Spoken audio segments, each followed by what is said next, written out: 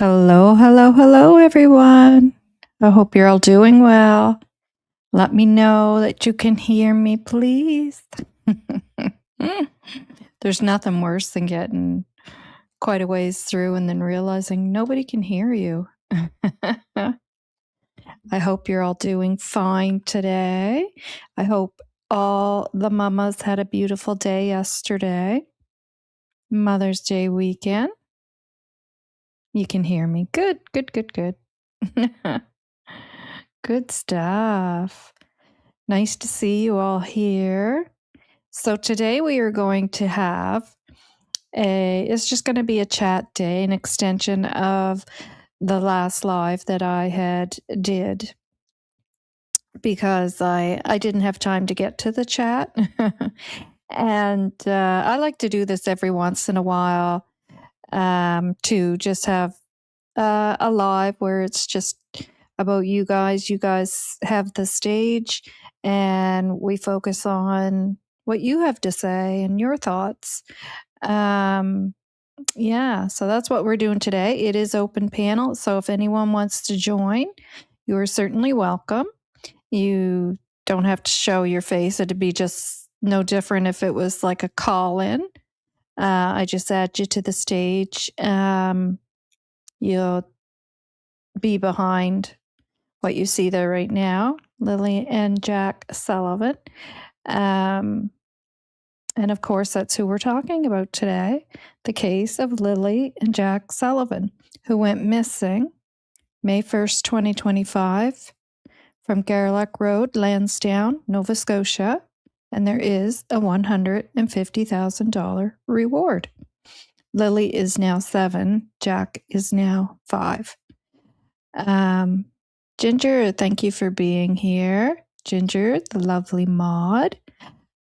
Share Care, hello, nice to see you. Belinda, nice to see you.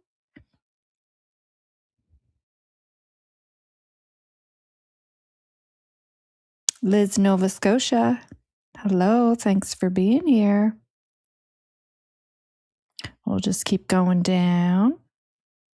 Cindy from Ontario, nice to have you here. Angelina, nice to see you again. Trudels, Acadia girl. Nice to see you all here. Lori, Nova Scotia, thanks for being here.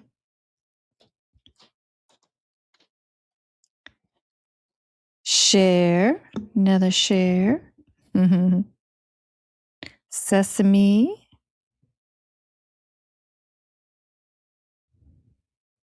And there we go. And then we have some folks in the bushes, and that's all right. Yeah, so anybody want to come on? Let me know. I will put the link in the chat. No, I don't bite. Oh my goodness. No biting here. Yeah. So, what do you lovely folks have to say today?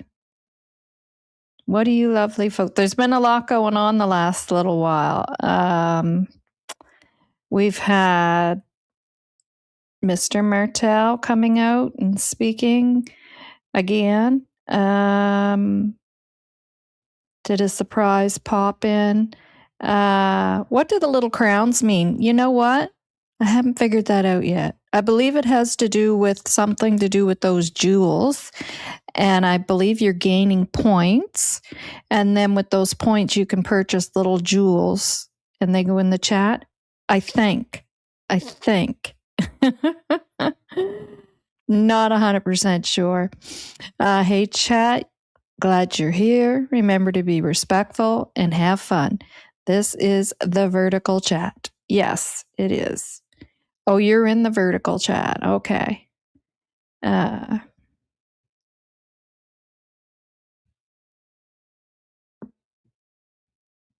Belinda's saying, so glad to see you, Ginger's mom. Oh, I always wonder if I'm in the correct chat window. Well, if you're on a cell phone, the verticals, it is the better one, but you don't have to be in the vertical. And the horizontal is more for tablet, laptop. But it is your choice. Please show Novah some love by tapping that like. Thank you, Ginger. Yeah, and Ginger alerted me. Hi, Christine. Thank you for being here. Ginger alerted me of a Dispersing the Fog. If some of you have not heard of that, Adam, who is one of the guest hosts on that show,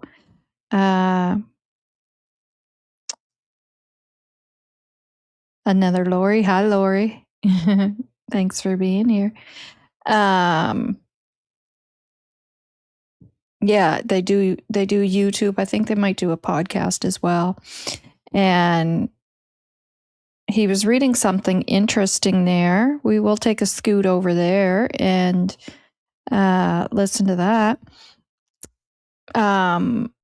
Yeah, it's a bit interesting. I think the RCMP need to cut the crap. Well, and it's funny you say that. Hi, Angus. Thanks for being here. Because exactly what I was just speaking of about dispersing the fog. That's basically what a judge is saying as well. Yeah, I think the RCMP need to cut the crap. They say straight out, no abduction, and say very slim chance in the woods. Why a $150,000 reward if not criminal? How can it not be? I agree with you. 100%. Yes. What does everyone think about Mr. Martell speaking? I think it's manipulation. That's my opinion, just in my opinion. To me, it's like scratching at the surface. Well, scratching at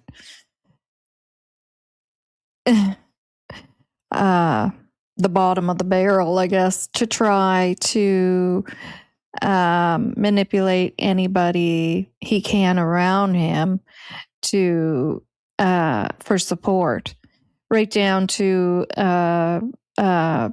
Brad Wong, who he was attempting to even butter up in the who was also in the chat there. I watched most of it on Justin's. I tried to watch it on It's a Criming Shame, and it was one of those situations where it was literally making me nauseated.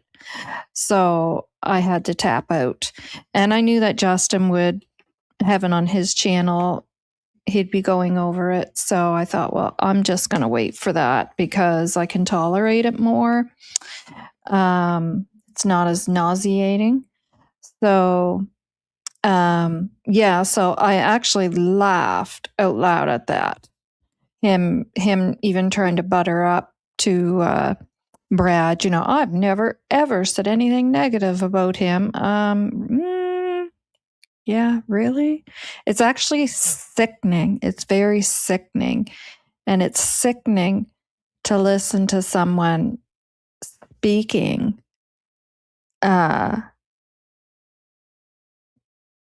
toward the woman who it's in the documents that he has, there's domestic violence there. It's just something just seems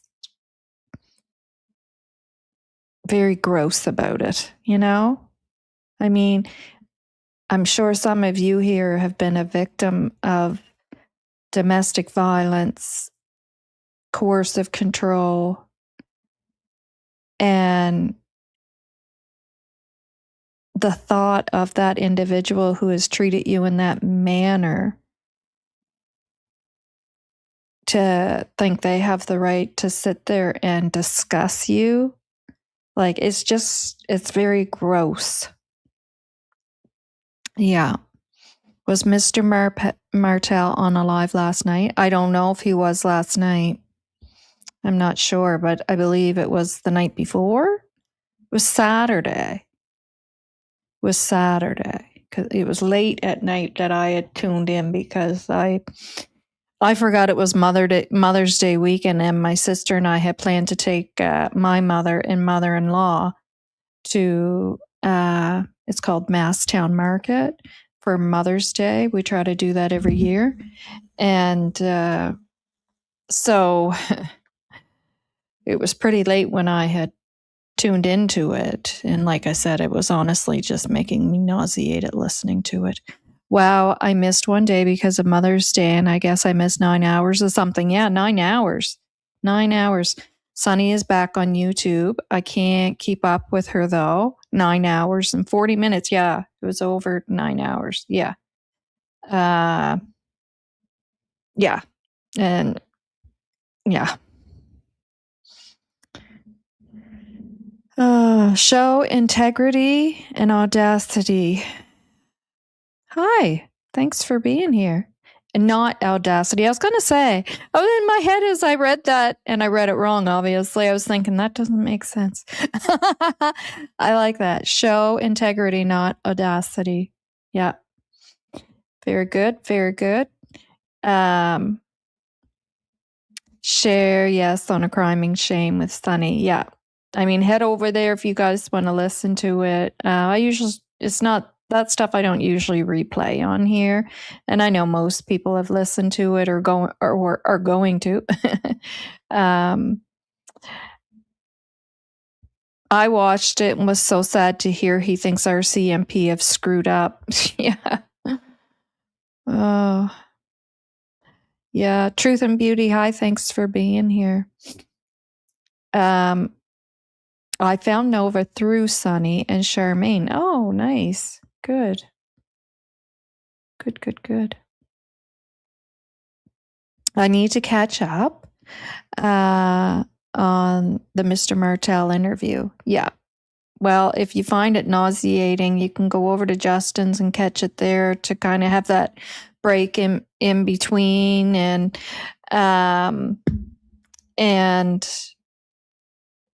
a little bit of laughter in between the BS and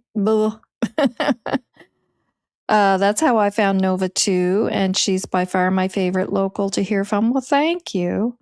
Hi, Cool J. He's speaking out to get his message to Malaya. Yeah, exactly. And that's the thing, like, that's pretty obvious, but it's not just to Malaya. It's actually, like I said, even right down to Brad Wong. It's like all these messages he's trying to put out there to, it's manipulation is what it is, right? It's like, he's trying to get that message, whatever messages he can out to Malaya. It's still the coercive control crap. And he's doing exactly what an abuser does with the individual they're abusing, where they flip-flop back and forth, the push-pull, because he's going from one way of, I don't think Malaya had anything to do with it, and then in the next breath, he's pulling the other way, right? Like it's the same thing. It's the same thing of how he would treat his victim, or how any abuser treats their victim. He's doing the same thing, indirectly, right? And then he's also, like I said, right down to Brad Wong, right? And then his family members, his uncles, and buttering them up. Like, it's like, when it's all, when the ship is sinking, you're grabbing at anything and grasping at anything to try to survive. And that's what I feel I'm looking at, right? Like, so, more coercive control towards Malaya to sway her in a certain way, to shut her down for certain reasons, sucking up to anyone around him, you know. Yes, so manipulative, so manipulative, so manipulative. Yeah. Hi, Artie Man. Thanks for being here. Yes, I love Justin. Yeah. I Googled major crimes in Pictou County, stated that in 2025, they had a fleet of 5 drones, added a few more in 2026.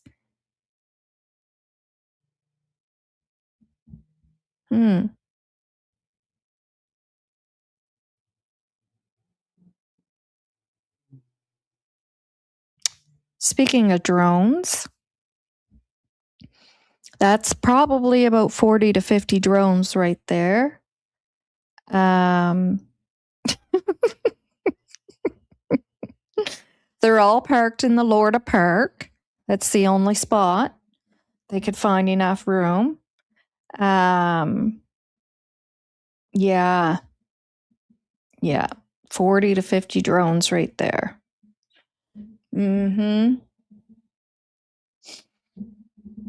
Breaking news. Daniel has located the drones. Yeah.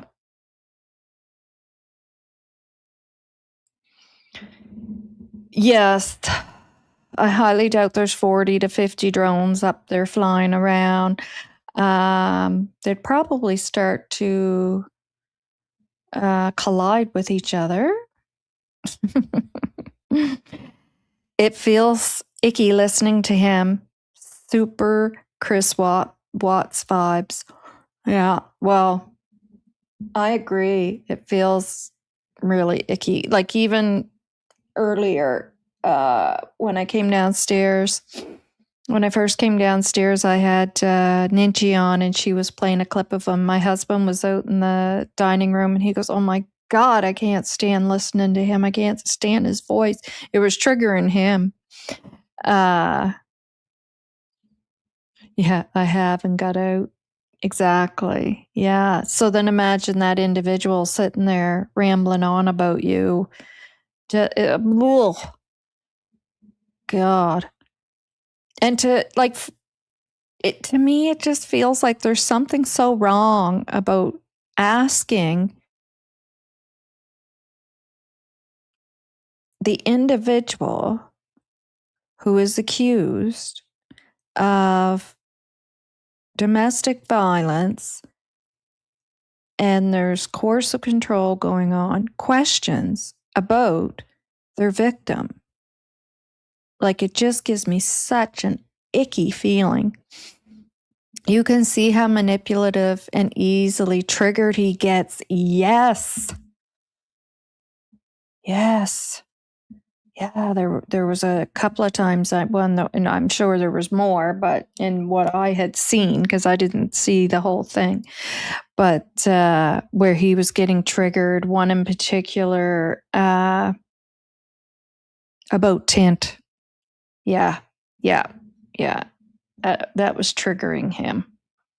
Hi, JJ. Thanks for being here. He didn't change Sonny's mind, no? I don't know. Saturday into Sunday, 8 hours straight. Yeah, wow, eh? Yeah. Oh, was he talking again last night? Where was that at now? That he was talking last night.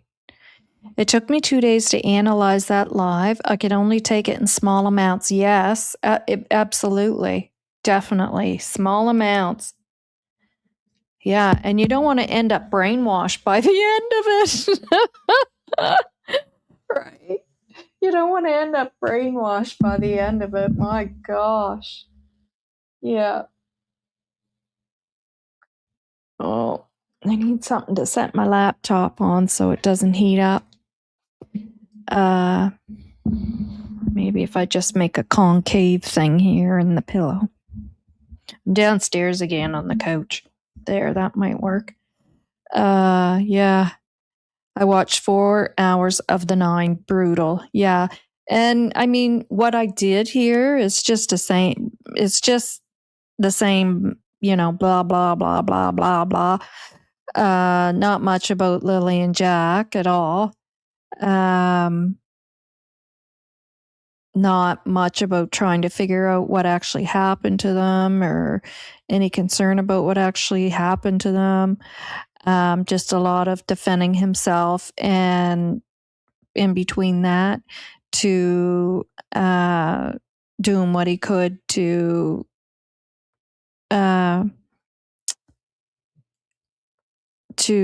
do indirectly coercive control towards Malaya, which is very evident in my opinion.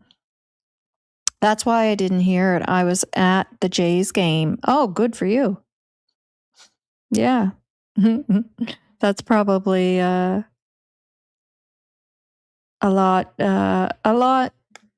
better thing to take in. Better thing to take in for sure. I wish Justin could interview him. DM would hang up crying, in my opinion. Justin doesn't put up lies. Yes, and I agree. It's having a low tolerance for BS, and I'm the same way. I can't stand it. As soon as I know somebody is just a BSer, being manipulative, I'm done, because I've already dealt with that in my life, and I've learned that it's just a waste of your good time and energy, your vibes, everything, because you're never going to have the result that you should have with someone like that. You're never going to have truth. There's always a little bit of truth in there, for sure. There's always a little bit of truth. But it's just a waste of time. And in my opinion, I have learned that's what he and his mom are both like, because his mom as well states things. I mean, when you say you didn't see a bruise on the kids, and you can clearly see Jack with a black eye, and she's saying she was in and out of the house every day and saw the kids, numerous times throughout the day because she's in and out of the house. Well, then you did see the bruise on him. So that to me, I'm done with, right? And I can't let it go. And Justin would be the same way for sure, I think. Now, someone like Sunny and Charmaine, they're able to allow people like that to talk, right? Which isn't a bad thing. That's not a bad thing, to allow the person to talk. Yeah, because we're not going to get the picture of that person if you don't allow them to talk. But I couldn't do it. I can tell you that. Hi, Dawn. Hi, Novah. Happy Monday. Happy Monday to you. I don't think he was in a live last night. Oh, okay. I thought someone was saying that he did another 3.5 hours last night.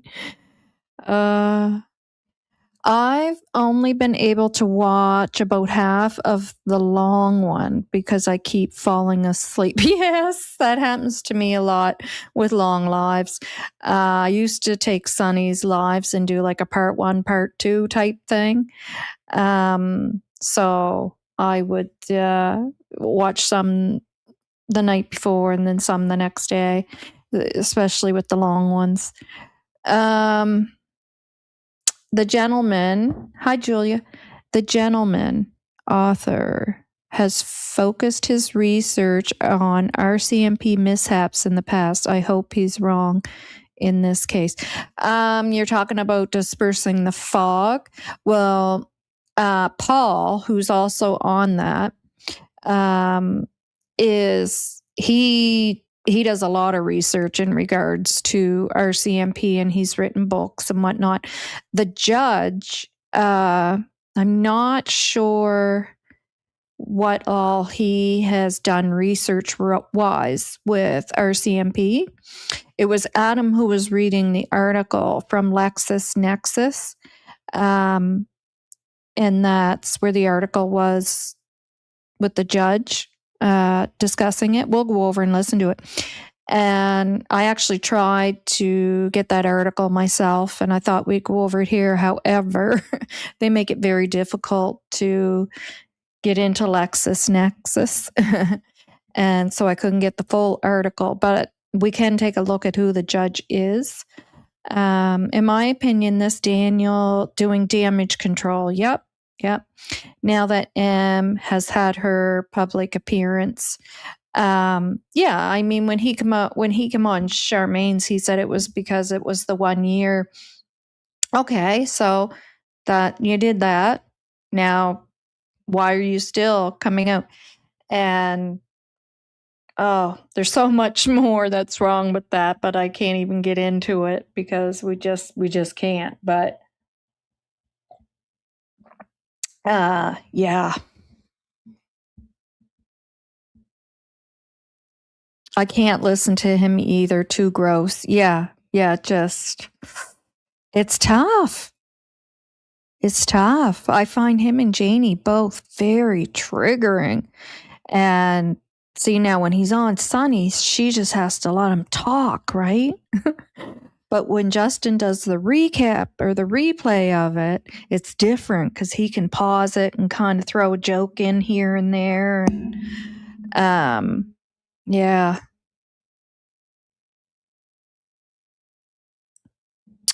Just cleaning, etc., but listening. Yeah. And by the way, guys, that's not really 40 to 50 drones parked at parked in the Lorda Park.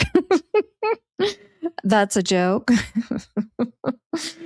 Just want to make sure I say that so that doesn't end up being put out there as truth. Truth and facts and truth. I think it's a PR move, damage control, yes. But I bet his poor legal aid lawyer is Yes, I was thinking, does he even have a lawyer anymore? What is going on here? But I was in court the other day, and yes, of course, his lawyer was there. But, well, he was on the screen. But, yeah, I bet he is losing his mind. Oh, asking why the heck are they stuck with this client? Yeah. I mean, I'm sure they've had some clients like this before, but in some aspects, Daniel takes the cake, honestly, in my opinion. Like wowzers. The gaslighting was triggering, yes, and so obvious, I know. So obvious how he treats women. I know. It's so obvious. And that's what I said. Like, it's so obvious what was going on there in the sense of towards Malaya. I mean, that was pretty obvious what's going on there, right? But we do know, and you know, because it is in the documents about the domestic violence and whatnot, and the course of control and all that is very evident. Now, this court case is coming up. We don't know who that is because that's not made public. However, you know, I mean, my thoughts is that he's certainly concerned about any woman that may be asked to testify against him in support of the unknown victim or anything, right? So he's definitely throwing the hints out there, you know, of, you know, don't you dare, right? But that's pretty obvious. But outside of that, like I said, he's also buttering up to others. Like the Brad was the funniest. Like I lost it laughing. I was like, oh my God, that is hilarious. That is funny. He's even trying to he's buttering up to anybody he can butter up to, like I said, it's like a ship going down and you're just grasping at everything because once that ship goes down, it's over. If I was them, I would sue him for putting out medical information. Yeah, and she can too, because there are laws. We discussed them here before already on this case. Nobody should be putting out other people's personal medical information, and the courts are very sensitive to, in particular, certain areas of that law. Yeah. Novah, I agree. Wow, I kept getting so angry. Sunny is patient. Yeah. There was a couple of parts though. I was thinking, I don't know how she's not busting a gut, because with the drones, I was like, because when I watched that's another part with as soon as he said 40 to 50, I just lost it. I lost it laughing. And I'm like, how is Sunny keeping a straight face?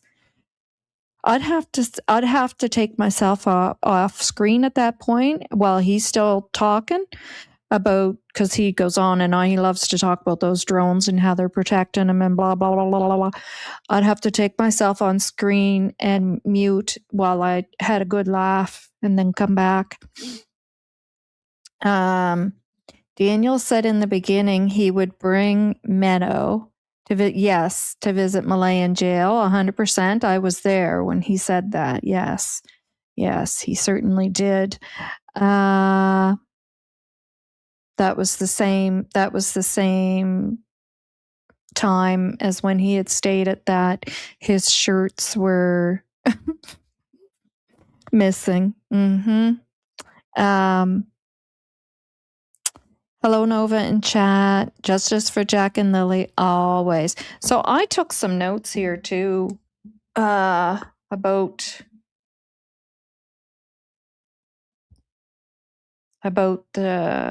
this. I think the more you let people, the more talk, the more they leak. 100%. 100%. Yeah.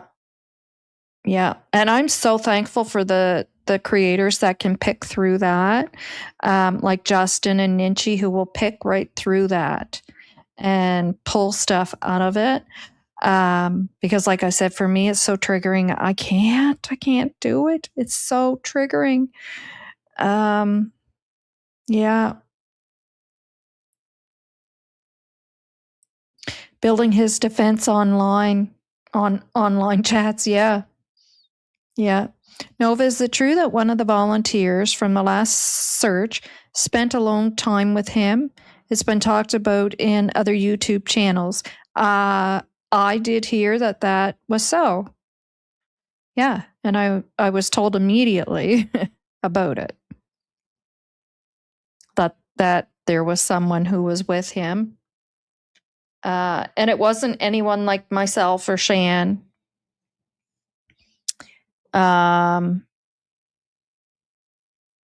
Yeah. And yeah, so my understanding is that it was Christine Inrig. So what that was about, I don't know. I don't know her. I've never met her. Hi, Rena. Thanks for being here. Gypsy. Thanks for being here. Oh my God, come on. I hate when this won't let me move down the comments. So annoying. Okay. Oh, wow. That's my little grandson loves to say that. Sonny did well, though. Well, his time should be limited if he is charged with the SA charges. Do I believe and support him? Hell no. Yeah, I hear ya. Yeah. These are drones watching the Martel truck. Yes. Yes, the 40 to 50 drones. Why would you need 40 drones to surveillance someone? It's not for surveillance. It's for protection, security reasons to protect him. Not that I don't think there are drones around, believe me. The day that we were out, like for the search, I'm pretty sure. Well, I know something went over us. That's a definite. And some of them, like those ones you're looking at on the screen there, when they're up in the sky, they actually look like they're a plane, and they sound like a plane. So that's what went over us. And yeah, so I would say yes, that it was a drone that went above us. But it was one, not 50 of them. So yeah, I mean, I'm sure they're around, but there's not 40 or 50 of them following Daniel around for protection. You think our CMP has a budget to fly drones over 1407 every night? Well, no. And I mean, this is not the only case that they're covering. There's other cases going on, and there's other people they have to protect. In fact, in all of this case, if there was anybody to be protected at this point, I would say it's Malaya and baby M. You know, if there was any protection needed, that's what I would say. I don't believe.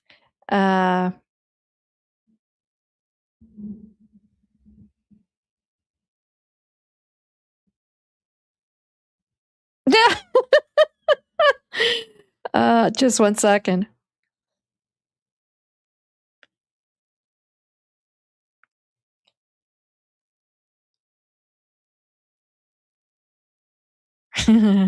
Sonny sent me a message. It's funny. Yeah, I mean, come on, right? Like, do we think it's Daniel in any of this that needs protection?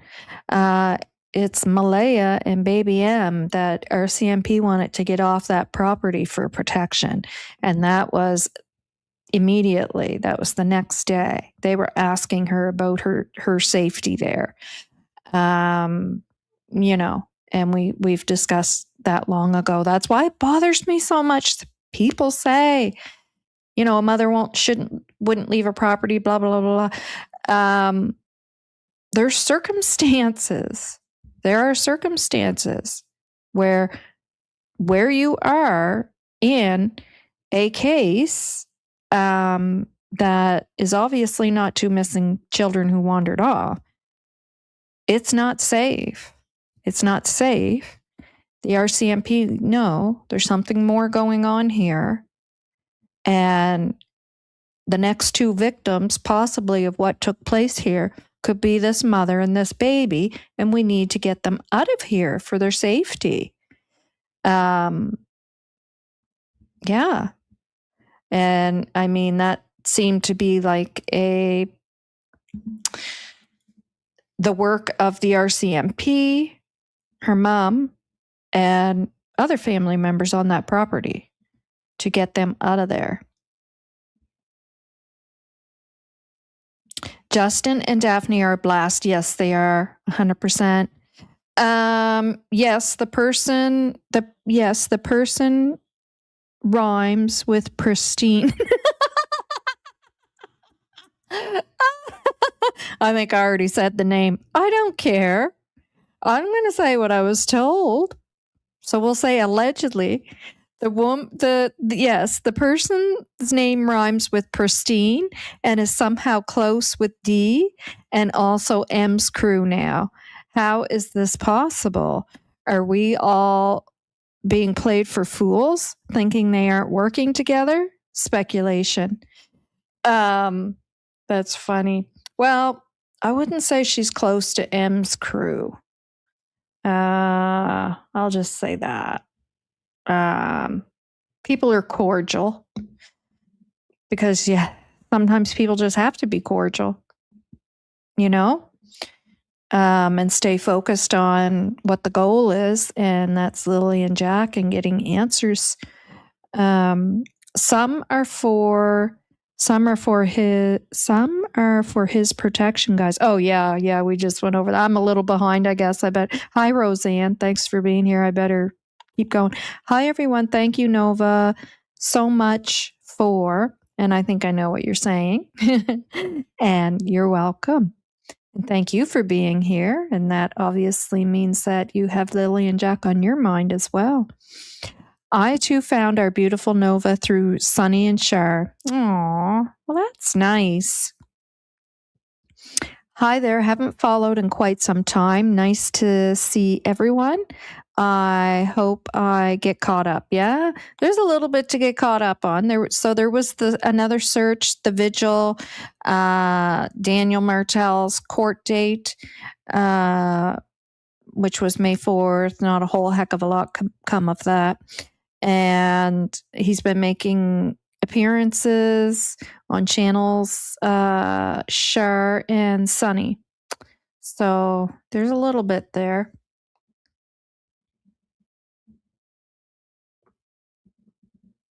He did 4 or 5 hours the weekend before with Charmaine also. Yes, he did. Was it 4 or 5 hours? Wow. Welcome to the vertical chat. He is bored. Yeah. Oh, he's being manipulative is what he's doing. I watched 6.5 hours between the nausea. Well, I'm glad I'm not the only one that, and I'm not joking. I truly got nauseated. The same thing had happened when I was listening to Janie one time. And I had to stop. Like, that is a literal visceral effect. It's awful.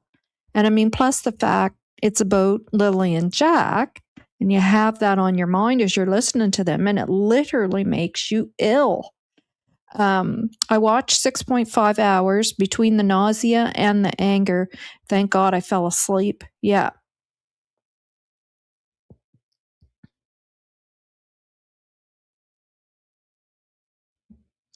Coercive control by proxy. Exactly. Yeah. I think if anyone will find anything, it will be Tint. You go, Tint. He's pretty crafty. I'll give him that. He is a crafty one. I feel like he was trying out his coercive control on Charmaine and Sunny. Worked better on Char. Still love her. Yeah. Yeah, and that's possible. Sunny is a very smart lady. He knows he can't pull the wool over her eyes. Yeah, well, she's going to listen and let him talk, but I highly doubt he's convincing her of anything. Daniel made me do more research on the dark triad, dark empath personality. So many red flags in that discussion. Oh, I know, eh? Yeah, like I said, I can listen to with the breakup of it with Justin. But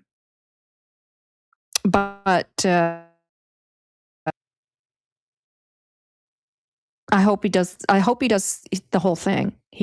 I think he did 5 hours of it last night. And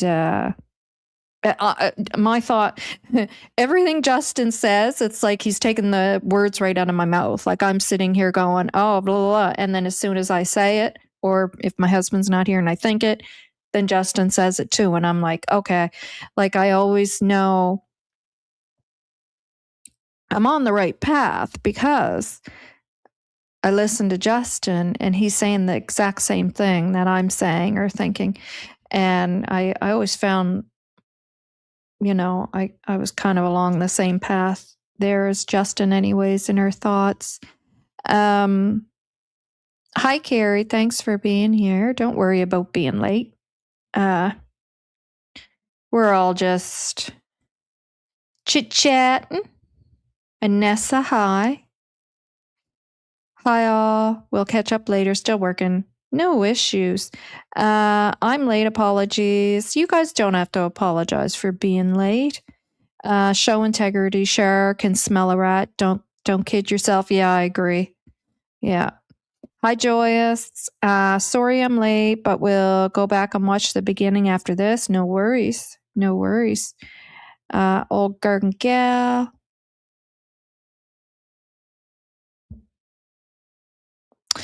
I know I listen to him and he makes me sick. His voice. Yeah. Yeah. He did the 1 year mark live and then he came back. Exactly. And that's what I said. The reason why he said he came was for the 1 year mark. Honestly, there would be no reason why his mother couldn't have shown up at the vigil. And if he had something to say, she certainly could have said it on his part when she went up to say something about Lily and Jack. But anyways, that's my thought. If my child was ever missing or, grandson, whatever, something happened, I would not be on social media. I have to be honest. Not in that way. Not in that way. I would be in the way of trying to just constantly putting information out. Like, okay, the billboards, the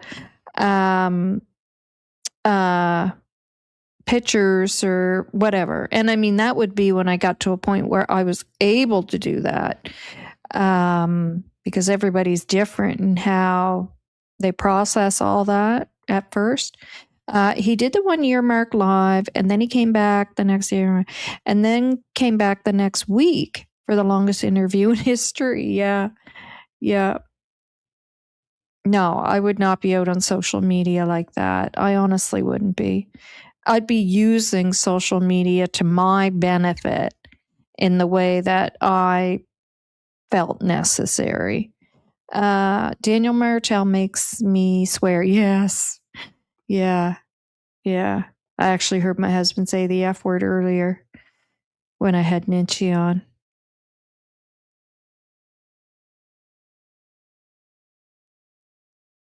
You have a good day too, Joyous.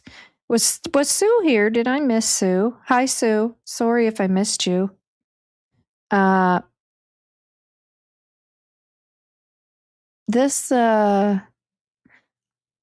I missed anybody, I apologize because I'm having I'm having trouble scrolling down with my mouse, and then it'll jump, and so I might have missed some people.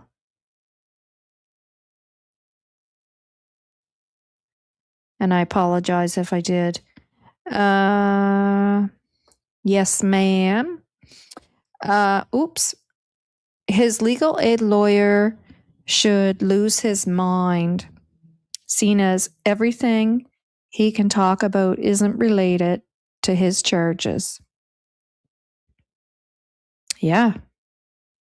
His legal aid lawyer should lose his mind, seen as everything he can talk about isn't related to his charges. Yeah, well, he shouldn't be talking about see, he's being very sneaky, and it's really hard.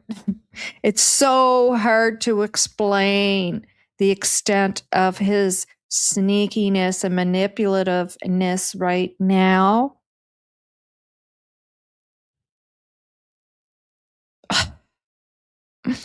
It's really difficult. And he knows that. Like, he is such a sneaky MFer. Really. Because he damn well knows what he's doing.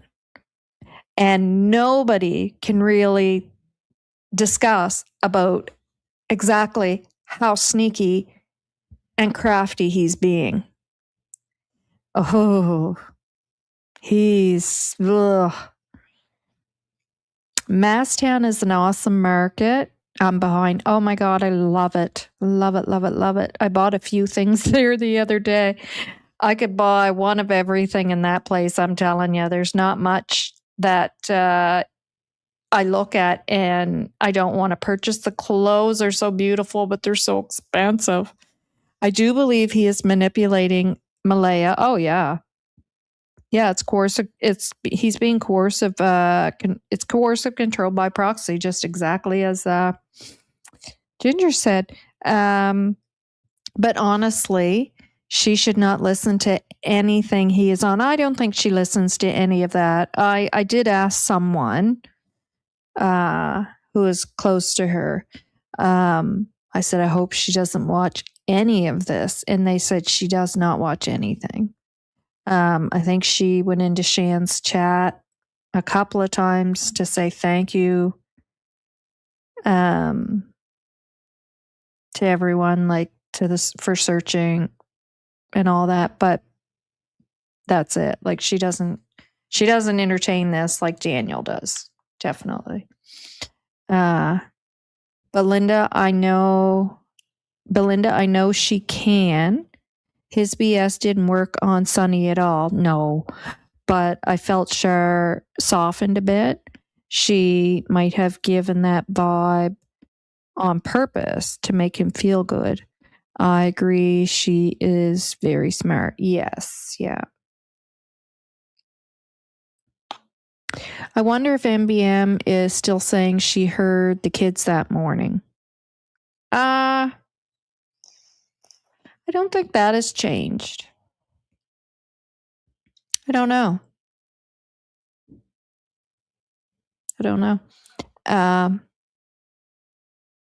I've never heard that has changed. Yeah.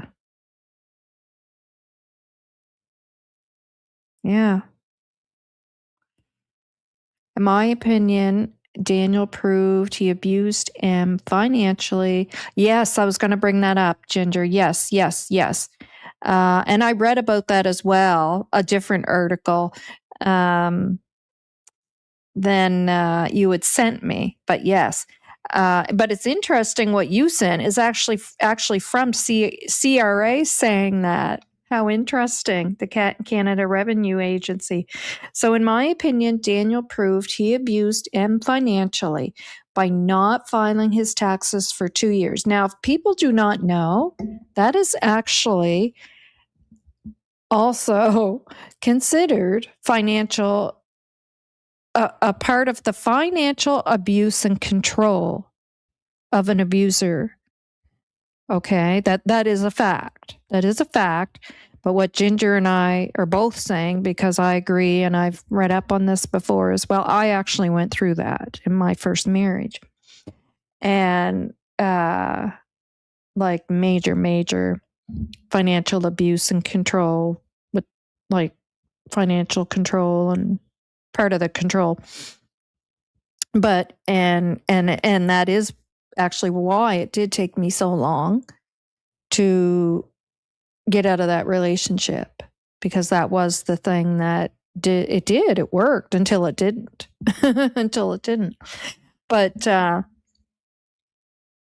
is part of what can take place. And it certainly sounds like in this situation it has. And one of the things that they'll use to do that is the not filing the income tax, and then you don't get your benefits, and is messing up things with the whole income tax and child tax credit. Yeah. And I mean, he also would have been doing something that would have affected his first spouse as well. Yeah. And my ex-spouse also tried that one, trying to claim the kids when the kids were, I had, what do they call that? I can't remember what it's called, but, I mean, and it's written right down. They were with me all the time and would go to see him on weekends when he wanted to see them. He does not seem to have goods on MBM though. No, and I just he is so delusional in his thinking It's so bad. When someone is so, their thinking is so, like, how do I put that? When someone is so sure of what they're thinking because it's just born and inbred and bred in them, that they have no idea how wrong it is. So him saying Malaya won't speak because she knows, what I can use as ammo towards her. I'm paraphrasing, but you guys know what I'm getting at. I mean, come on. Like, holy, like the words of an abuser there, right out of his mouth, and he doesn't see that. He doesn't get that. And Daniel, and I said this very, very, very early on. I think it was like it was within the first month, because I paid such close attention to him and every word that came out of his mouth. He is a regurgitator. So whatever he hears someone else say, and then he knows that's what's going to sound normal to someone else, then he takes it and he uses it and he regurgitates it. That's Daniel. I heard that too came all the way from Ontario. Oh, yeah. Oops, I did not finish what I was saying. So if she does not listen, he can't reach her. Exactly. Then he can't manipulate her. Exactly. But he's so narcissistic. He thinks everyone's like him, right? And that she's going to be listening to every word that he says. Well, and I just love how he says, the day I gave her the mail, the day I walked over and gave her the mail. No, you didn't. You come up behind her while she was at the trunk of her car, surprised her without her knowing you were there, and threw whatever it was you had in your hand in the back of the trunk of the car. Creep.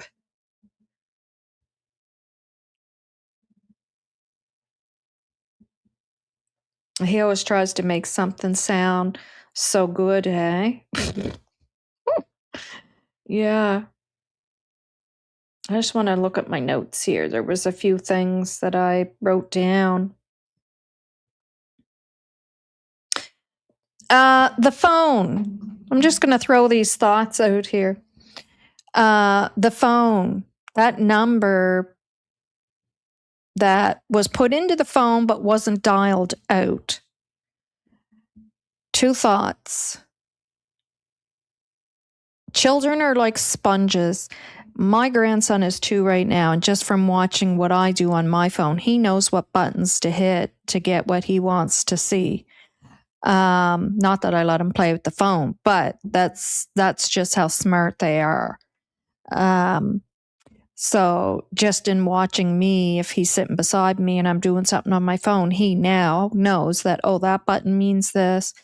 So Lily, at 6 years old, I'm sure by that time, she knew what Malaya would do, because, see, Malaya would have them on the phone all the time doing the FaceTime or talking to Cindy. So they would have been watching that over and over and over.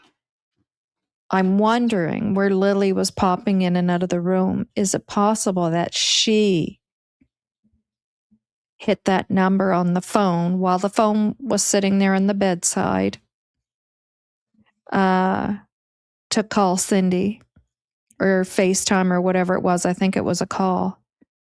And it didn't go through because the one thing she wouldn't have understood is that you had to be by the window in the kitchen or the bedroom to make that call. Or when did Daniel smash Malaya's phone? Because I would think when your phone's being smashed, that could also happen, that a number could, not exactly go through as a call, but could come up as an almost placed call. Anyways, just a couple of thoughts. I was just thinking about the phone. The maps. It was. I know some people were asking about that. If you can see over on the right-hand side there, it is 3:11. It states when they arrived home.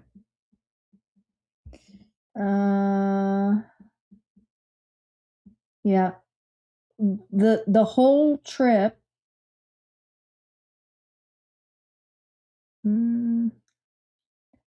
Yeah, 3:11 it says. Arrived at 3:11.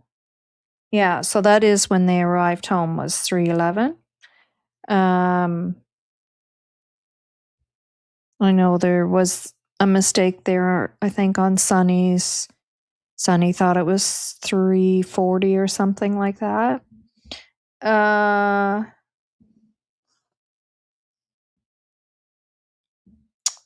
The other. Well, we'll leave it at that now. I'll go back and see what you guys are saying. Oh,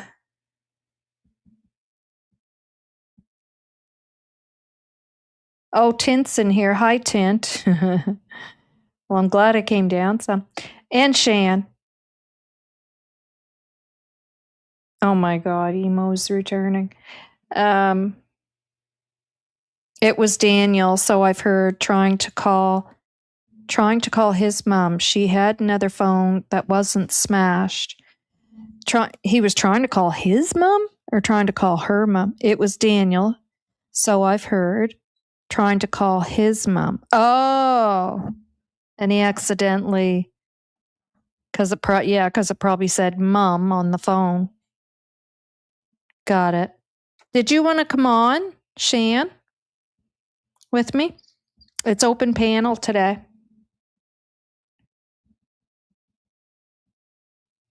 Hi, Tent. Thanks for being here. Yeah, it's open panel. Anybody is welcome to come on. Bonnie Garrett, hi. Sunny did a 9-hour chat with Daniel that I think the longest live yet, probably, I would say. Christina, hi. Anybody I missed? Tash, hi. I still think he took phone thing happened at 4 a.m. Okay. You're dyeing your hair again. Give me 40 minutes. Yeah, I'm sure we'll still be here in 40 minutes. You don't have to show your face. It's not going to be, your face isn't going to be seen anyways because I'm putting these pictures up right across the screen. Okay, so it was him trying to use the phone. I thought of that as well. But then I thought, geez, we don't want to blame everything on him. No, I'm joking. I doubted it was her, but and so now Daniel is saying that he was the one who had Meadow in the bed. It was him, and he always did that in his days off. So now we're to believe that it was him who had the baby in the bed.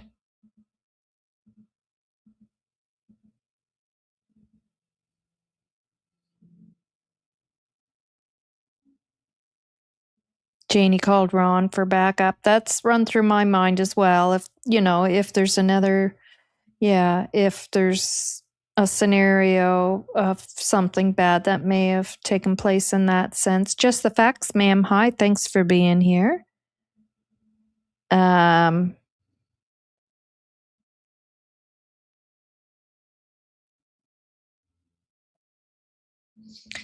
Yeah. So again, anyone who wants to come up, you're certainly welcome to come up. It's just like a call-in. Nobody will see your face. I'll just put the link in the chat and you can click on it you'll be behind the screen here, and it'll just be like you're talking on the phone, just like a call-in. And you're certainly welcome to. But he told DT the baby was asleep on, thank you. You just finished what I was going to say. He told DT the baby was asleep on M's arm, and MBM was asleep all that morning. Exactly. I mean, in my opinion, Daniel was never sleeping because, you know, this is what he did. He's changing his story again. So, it was always that he stated that the baby was sleeping on Malaya's arm. When he was asked the question, do you think Malaya could have gotten up out of the bed without you noticing? Well, she had the baby and the baby was sleeping on her arm. And this is what Daniel stated. I'm quoting him. So it's very unlikely she could have gotten up without waking the baby up. That was his answer, right? Now, all of a sudden, it's him with the baby in the bed. And Malaya's just, you know, apparently no good for anybody. You know, he's taking care of the baby. Lily and Jack are just up wandering around. He has no idea that they're not going to go to school. I'll just read my notes here.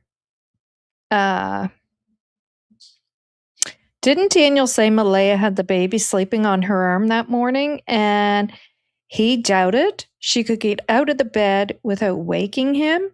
Is he now alluding that he was lying with the baby in that morning, and Malaya's sleeping there beside him, doing nothing, just dead to the world, no good to nobody, you know?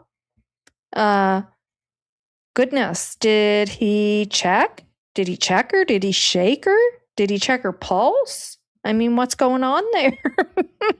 Like, wow. Did he ask her, are you okay today? Do you need help getting the kids off to school? You seem off your game today. Because apparently, according to him, he had no idea the kids were not attending school that day. No matter how Daniel tells the story, it never makes any sense logically. Usually when this happens, it's because what's being stated is simply not accurate. It's not true. And that was in my notes that I had taken. And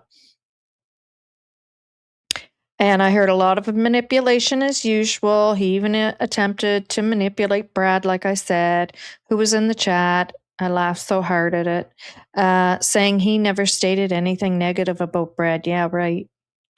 Get a grip. He was asked if he knew somebody named Brandon. Now, I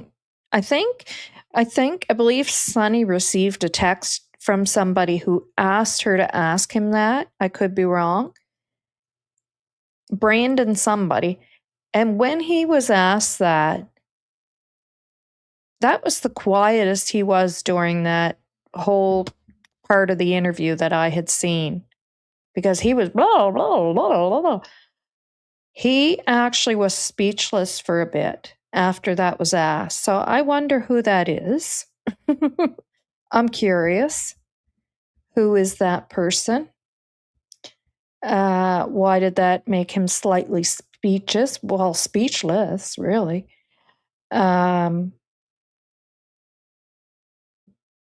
Yeah.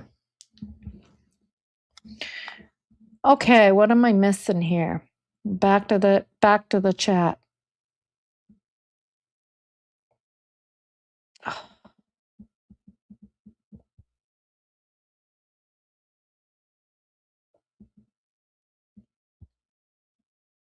And he was by no means sleeping soundly. He wasn't sleeping at all. You don't know all that stuff going on that he knew. And you're sleeping. That's ridiculous. If you're sleeping, you're sleeping. You don't know, who can be sleeping and say, oh, yeah, I saw this, I saw that, the baby was here, that this was happening, she said that, Jack was doing that. No, you don't not aware of all those things taking place if you're sleeping. And that's in my opinion, and obviously common sense. Well, truth never changes. Exactly. And if you just keep changing a story and thinking that that's going to sound more truthful, okay, well, no, I guess not. Well, this will sound more truthful. No, I guess not. Well, this will, because you're actually not telling what's truthful. Just constantly slinging BS. I'd love to come up on the panel, but my daughter is too loud. Maybe a nighttime when she's asleep. We don't care if your daughter's loud, and you usually can't hear it, but it's up to you. I'll leave it up to you, but we don't care. My grandson was talking in the background the other day, and I like all that natural stuff going on. It's just us living our lives and chatting with each other. Tint, great work. Tint, has the RCMP ever interviewed you? If you don't mind me asking, of course. Now, Tint, if you want to come up and we can go through some of these questions for you and you can answer them on the live, would you like to do that? Let me know. I'll put the link in the chat right now for you.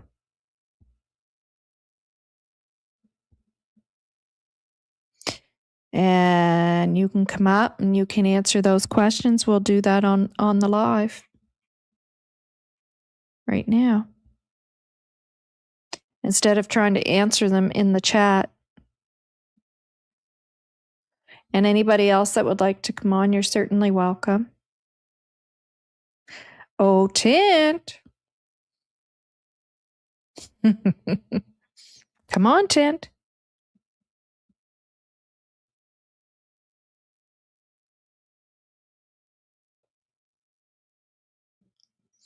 The only thing that keeps getting clearer is that he's avoiding Thursday night at all costs. Yes. M only alibis him between 6 and 8 a.m. There's a lot of missed hours between sundown and sunup. Yes. Yep, there sure is, isn't there? Except that we know there's two witnesses saying they heard that vehicle. Thank you, Angela. Not yet. Our CMP never talked to me. Wow. Hi, Paris. Hi, everyone. Late slip for me. That's all right. Great to hear your beautiful voice this morning, Nova. Well, thank you.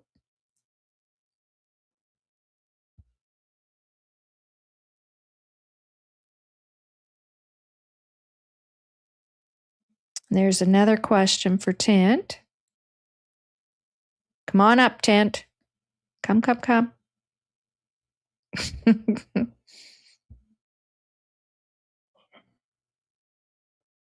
Maybe he's gone. Perhaps he's gone. Oh, okay, Carrie. Sorry.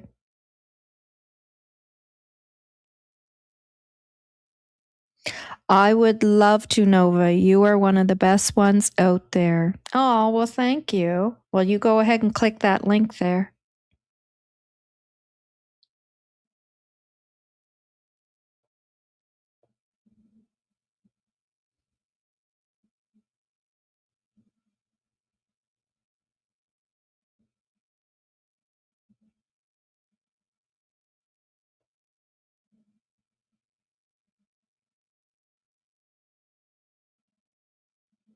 Well, while we're waiting, so the other day, we want Tint.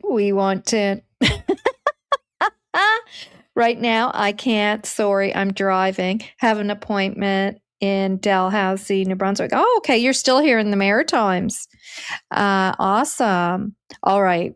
Well, that's fine. We know we'll see you around again. You'll be around again. We know that. And thanks for being here. So when I was showing the pictures the other day, we're going to go back through these because we'll just focus on these 4 instead of them all being mixed in with something else at the time. It's hard. You end up losing the train of thought of the point you're trying to get across. So this is when our lovely First Nations folks approached Mr. Geddes, and I captured 3 pictures, and then Lori had captured the last one of after this took place, and then she went over to the RCMP. And by the way, he is continuing to say that the kids are on a reservation. Now they're on a reservation in Boston, apparently. He's nervous here. Like, it's funny how somebody can go around and say the things that they say, and which is all false narrative BS. For what reason? I mean, we can't really get into that just yet, but that'll all come to the surface. But he's pretty nervous there.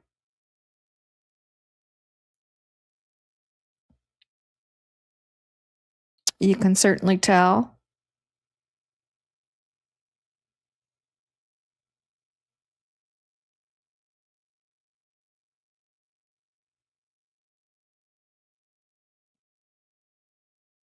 And this is after that. Then this is the picture I missed the other day.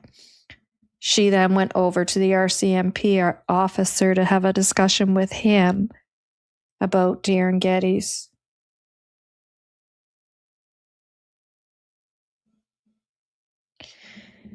Yeah. And the fact of him saying the children are on the reserve.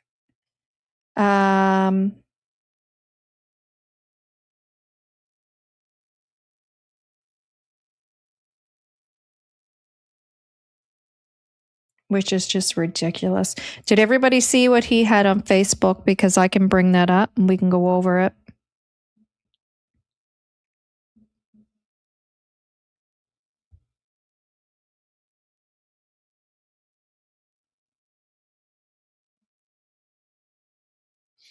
Tint, come on live and clear the car chase. Oh, I think the car chase has been cleared. There was no car chase.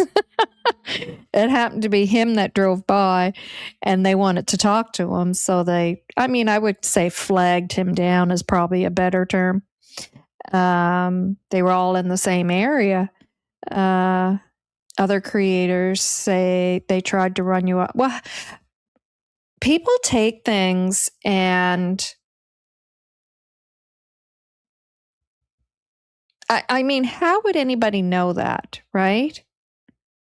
How would anybody know that? They would have to be there to know that. Who's going to run somebody off the road? Really? Hi, Shan. Hi. So, and speaking of that, just before we go into anything else here, I want to bring something up. Because I hear people now starting to talk about this, because Anita, who is absolutely 100% not reliable or believable, I wouldn't believe. Once somebody is deemed to not be believable or I shouldn't say reliable, but believable, that's it. You can, and especially in circumstances of 2 missing children, you can't listen to anything they're saying. But apparently she's putting something out there about child tax credit. And I heard Sunny mention it, but, I don't think this should be the next thing turned into a big deal. It's not something to grab on to and have it twist and turned in every which way, because it is not unreasonable to think that after 2 children go missing and presumed to be deceased according to RCMP, that you then would have to make contact with CRA regarding the child tax benefit. So here, as we can see what this states, starting in 2025, Canada Child Benefit, CCB, payments are extended for 6 months following the death of a child. Now, in this case, it's really tricky because although RCMP say the children are most likely deceased, and I said this before, like this is tough because these are 2 children who are missing. And how would this work? Can anybody know? I mean, and I'm being a bit facetious, but you know what I'm saying? Come on. Another thing to consider would be that she left the property and wasn't returning, so they were no longer common law spouse. And as soon as that happens, you are to notify You the have to report CRA. it. You have to report anything. Well, I should say notify is a better word. Like you said, any of those changes, right? That's a pretty Yes. easy one. That's a pretty Yeah. easy, straightforward one. I'm not, living on that property anymore because we still have Meadow too, right? Or, sorry, Bayham to consider. But the other one, there's probably going to be a lot of communication that's involved in that one. It's not going to be easy peasy, a one-time phone call. First of all, do you even have to make that phone call? Like, wow. I mean, any parent. These are things that happen with parents of missing children behind the scenes that we can't even imagine that Yes. parents would have to do that. I never thought of this. I didn't think of this until I heard Sunny say, I don't listen to Anita, so I don't know what the hell she was saying. But I heard Sunny say something about it. And then it hit me that, oh my God, like these are things that a parent would have to do. Like how devastating. And Cindy would have been right on the ball with that as well, and likely help would her, have given her absolutely. advice on what she needed to do to keep herself separate from Daniel and to avoid mail going there, because as you can see what happened the last time there was mail that went to the address. What happened? It's Well, just I just another talked form. about that. Yeah, Yeah. of him being able to creep on her. Yeah. Yeah. Yeah, so it says here that this has to be done within the first month, by a Yes. month. So previously payments stopped the month after the death. And again, this is an even trickier one here. I can imagine there'd be more of a conversation than, man. Child disability benefits also continue to. Okay, so key details on CCB after a child's death. Extension period payments and related child disability benefits continue for 6 months after the child's passing, effective June. Okay, action required. You must notify Canada Revenue Agency of the date of death. And again, like this is a tricky one, Shan, because they're presumed to be deceased. But now, how does the government see this? Because that's a whole different ballgame, how the government, usually by the end of the month. Well, there's And also this was other. 3 weeks later. This was 3 weeks later that she was apparently, whatever the story is. So, what is the issue here? Except that what a horrific thing for parents to have to go through that we can't even imagine. Well, I think in my opinion, it's a case of no matter what she does, she's going to be criticized. She's going to be criticized. Yeah. And the less that Daniel can use against her, the better. And he will, and as he admitted, will use any and everything against her that he can to weaponize the he said custody it. case. Yeah, his words, not mine. Yeah, and I mean, I had just talked about that and how disturbing it is that to him that was so natural to roll off his tongue, like that's just normal, Yeah. know? Like, oh And that's why man. he is so desperate for Oh, her to come on my live, and I won't actually allow it. no, I know you're not stupid. I laughed when I heard him say that. I'm like, yeah, okay, Shan's gonna get right on that one. Yeah, and that's exactly what he'd want. And Yeah. plus, to figure out if he can figure anything out of what's, Yes. yeah, like, oh my God, so disgusting. And everybody could see right through what he was doing. It was very obvious. Oh, he's got a fan Um, club. He does have a fan oh, club. I know. Well, they all do. Yeah. Geez, that Wade, whatever his name is, with all those tattoos, and there always ends up being a fan club. Yes. Yeah, no doubt there'll be people writing to him in prison, in my opinion. Yeah. Listen, I got to pee. Do you mind maybe grabbing a question there? Anything you. Let me go. I can't see the chat, but if you put it on to the screen, I can.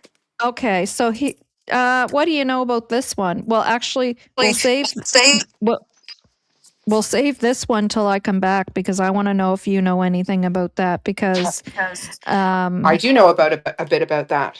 because he got a little bit speechless when I think somebody sent Sunny a text when she asked him that, because her phone went ding and she looked at something on the phone, and then she asked him this question, and he actually got silent when she I asked know. him. And I was like, I got sent a lot of oh, timestamps by Ginger. She's awesome, and so I love it. I didn't have to subject myself to the 8 hours of listening to his going in circles and not actually answering anything. Yeah, exactly. Circles. Um, I am cutting Sunny off and going, oh, that's my ADHD. Yeah, okay. Yeah, maybe Um, that's what kept him up till 3:30 in the morning. okay, so somebody's got a question here about Nita, and it's actually directed to you. So I'll let you answer that while I go pee pee, and then we'll come back to Brandon. Yeah, I can tolerate it watching Justin because you know what Justin's like. Yeah. He breaks it up with his humor, and I know whatever his thoughts are going to be aligned with mine. Uh, I'll Yes, be right back. yeah. Let me just throw my chicken in the oven. All right. I have heard some of what Anita has said on Mike Demands because I have listened to specific timestamps.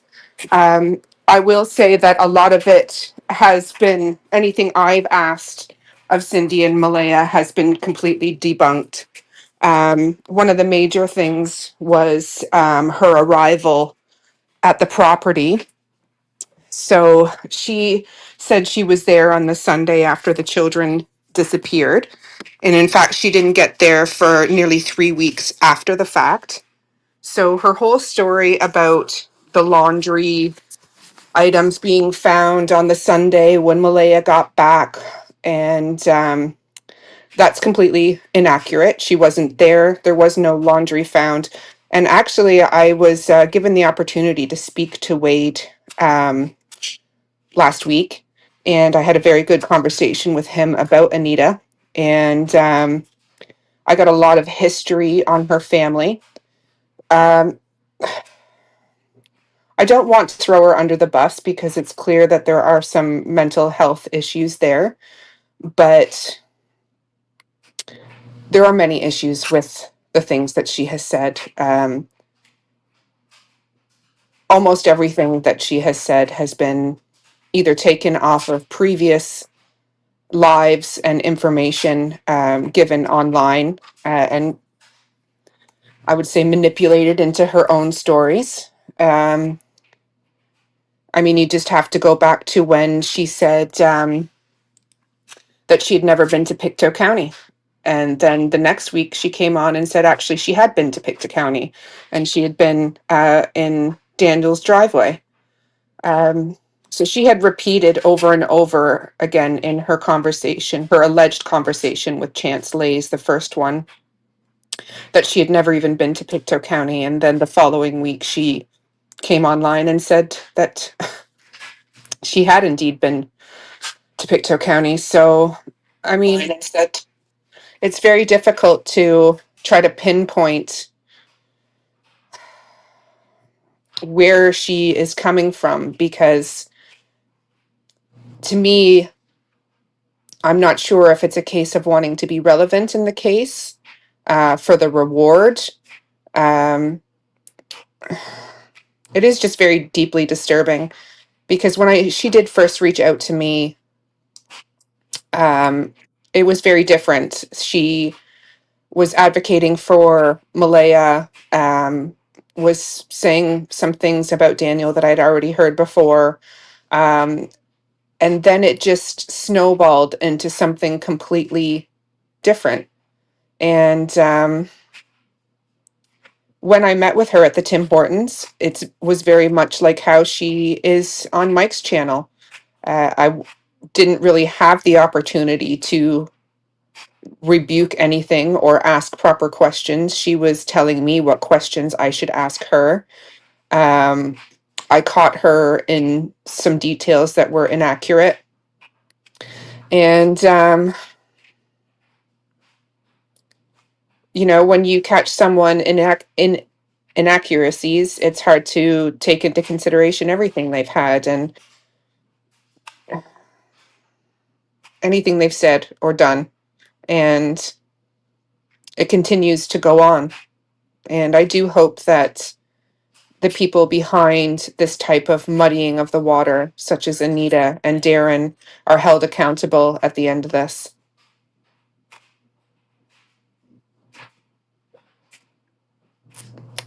Are you back, Novah? Yeah. There's another question there. Angela was Malaya's phone broken on Saturday when she left Garlock, or was that another phone that she or Daniel smashed? The phone that was broken, that was in question, that had the majority of her pictures on it, was broke long before the children went missing, and she did have another phone, but um, that phone had the majority of her pictures of Jack and Lily on it, which is why she handed it over, and it was handed back to her. Yeah. And the story behind how the phone was smashed is completely different. The story I heard. In fact, Daniel would come home every day and ask Malaya who she had cheated on him with that day, and repeatedly asking her, even though she didn't have an access to a vehicle, and he would be gone for hours on end with no answer as to where he was and what he was doing. Yeah. And that's typical of those relationships. Mm-hmm. I had went through that with my first husband, and I mean, he was my first and only ever partner, and it's like, what the hell? Mm-hmm. Like, where are you coming up with this crazy shit? Yeah, it's usually projection, isn't it? Yeah. Oh, Tash Pond just read my mind. Yeah, projection. So Yep. blaming others for what you were doing yourself. Paris says, "Oh, Shan, bless your heart for doing that. Must have been a long day." Yeah, It was and very she's talking long. about with Anita. Yes. Yes. And, I do actually have some sympathy for her, because there's clearly some major untreated issues there. And it's manifesting in this way. And I know this case has a way of affecting people's mental health. Yeah. And I believe this is another way that is happening, just in a different way. Oh, my Yeah. washing machine doesn't sound very good. 1 second. Yeah. Well, she's gone. We will break this up with a thank you to Paris for becoming a new member.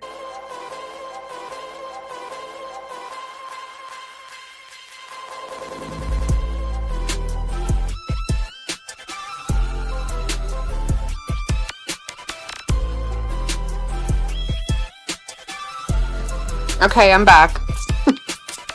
Thank you, Paris. I started some comments here. Did you want to go back to that Brandon? Yes, I got that one. That's the next one. Yep. His name is Brandon Hendershot, and I asked Charmaine to ask him. Oh, you asked? Okay, and then Charmaine must have sent it to Sonny. Okay, so what's up with that? Because that left him a little speechless. Was I the only one that noticed that? He was allegedly someone who lived in the neighborhood who Daniel was familiar with, and who also went back out west shortly after the children disappeared. Okay. And not to be confused with the other Brandon, who's the elite searcher and witness. Yes. Yeah. Not Boudreaux, but what the heck's his? Well, yeah. Lemieux. Yeah. Lily had a black eye on Wednesday, but on Sonny's live, he didn't know if Lily actually had a black eye. Yeah, he changed a lot of things from what I've heard so far. Like I said, I didn't hear the whole thing, but I did hear him say that. Like I said, when it's nothing is the truth, it'll constantly never make any sense what's being said. And Christine says the fact Daniel said those things is gold for Malaya's lawyer. I agree. I agree. There's a few things there that I'm like, yikes. Daniel's phone breaking story didn't make sense, in my opinion. This is Christina. I would have smashed his phone, not mine. Yeah. Oh, yes. Yeah. That he took. I know, right? I know that he went out and smashed his own, she went out and smashed her own phone. Now, come on, right? What else do we have here? I got to try to go back. Daniel, okay. Anita is batshit crazy. I wouldn't disagree with that. It would be very hard for Malay to cheat with JM just next door. Oh my God. Yes. Eyes everywhere out there. Yeah.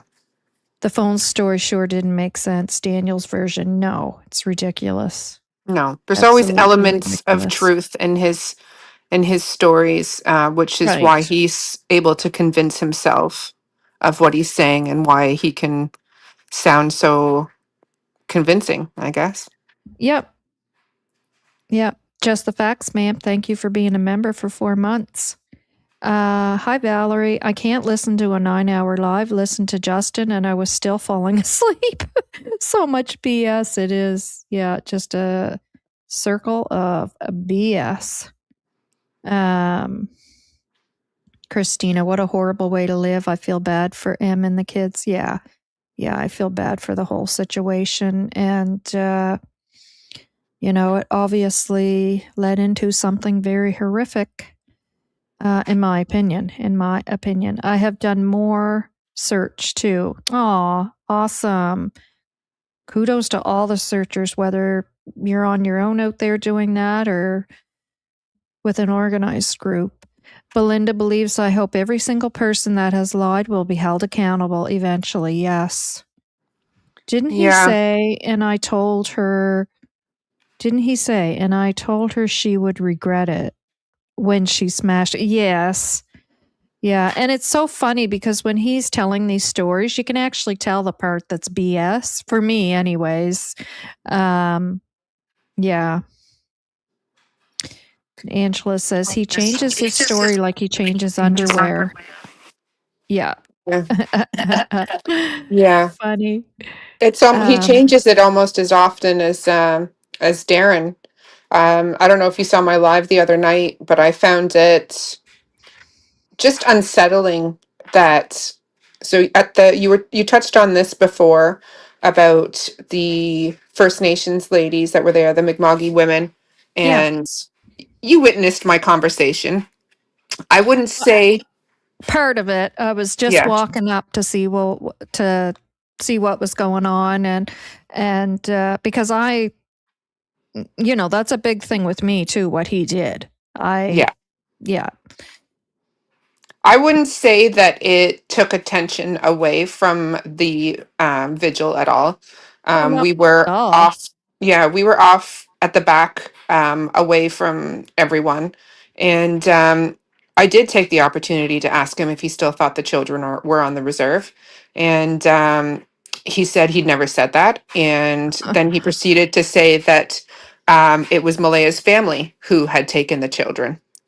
And then just in the last 48 hours, he was on Canadian Gothic in the chat there saying that the children were taken by traffickers, drug traffickers, um, also by pedophiles, and then was saying that the confidential informants for the RCMP were pedophiles.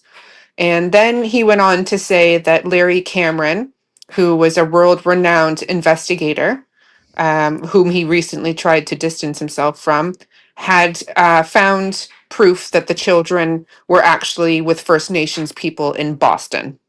So I'm not sure where he gets his ideas from, but he certainly can't stick to one story. No. I'm going to share that right now. And I did feel very upset to see him talking to the Mi'kmaq women because of everything he has said and done, because of his bigoted behavior and his just the things he said. That he openly said it was a First Nations intervention. He said it was Patty. He said it was. He's pointed the finger at everyone other than, well, himself, really. And even then, he said he might have dropped himself in it. Yeah. Well, you because you know what he was up to when you saw him over there doing that. No, there was nothing that disrupted the service. When I came, and I, was talking to a couple of people, I didn't even know what was going on over there. It wasn't like there was yelling or anything that drew attention to it, because I didn't even know where you were or anybody, or I was looking for Belinda.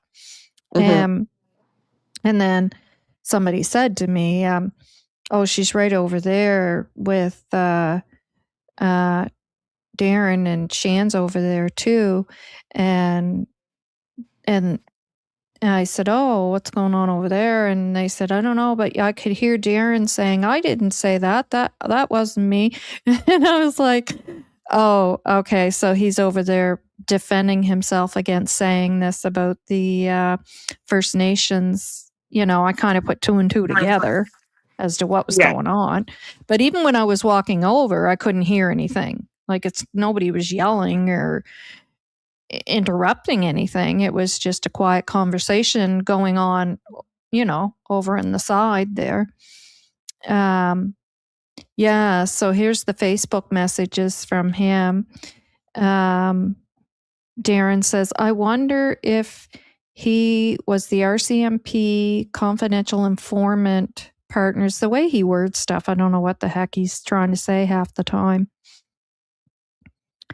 And this Jennifer says, elaborate on why the heck they'd approach children, though.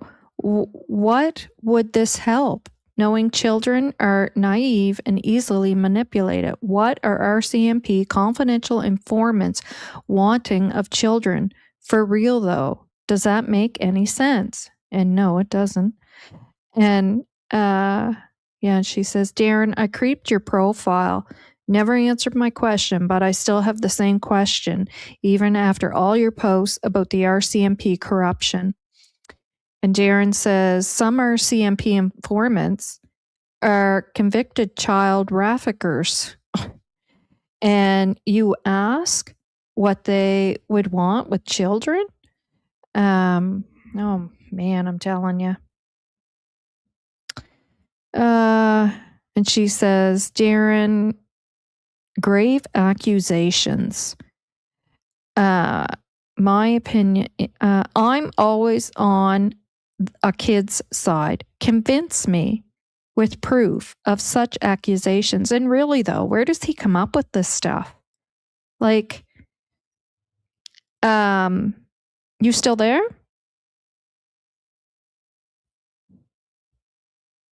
My daughter's just walked in the door. Give me 5 minutes, will ya? Yep, that's fine. Okay. I'll just continue reading. And Jennifer says it's a very serious, grave situation. They are allowing rugs. Oh, sorry, this is Darren saying this. It is a very serious, grave situation. They are allowing rugs to run rampant, only busting the little guys for show and public relations. What does any of this have to do with Lily and Jack? Like, this guy's out of his mind. The rugs are how these PD files and traffickers are creeping into our young people's lives. They get them addicted. When they can't pay, they ex-traffic them, and many law enforcement are inherently corrupt by their own senior management. And all of this has to do with Lily and Jack Howe. And Jennifer states, not sure how to respond other than 90% of the math heads have drank milk. If that's what you consider a gateway rug. Darren says, oh, there are suspects. Thought everyone is pushing the drowning theory. Place boots by dude and all. Good to see you're an informant. Hope it pays off. No, this is somebody named Stephanie saying this to Darren. Sorry. Good to see you're an informant. Hope it pays off. Your loaded sentences ought to lead somewhere eventually. And he says, Darren says, you're not even on the same case. I don't think she is. And then Darren says to someone named Colleen, well, my theory was backed up by a huge digital, internationally acclaimed investigator named Larry Cameron, which that's nothing but a scam, that whole thing. But go ahead and pretend that he's something there, Darren. Who says the children are in the custody of an indigenous organization in Boston. Oh my God. And this is after the vigil. So I'm not the only one who believes it's likely. How much effort have you put into finding them? Wow. An idiot.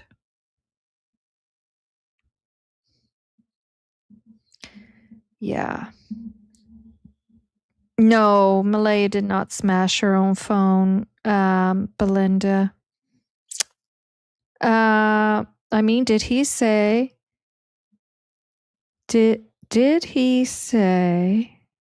He did say he doesn't love her in the external world. Oh my goodness. That must have been when he was doing his poetry part of the talking that he does.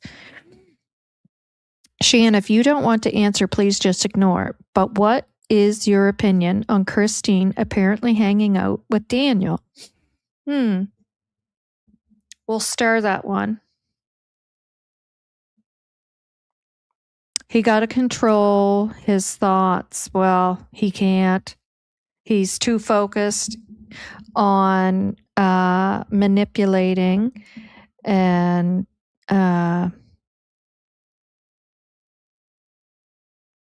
yeah.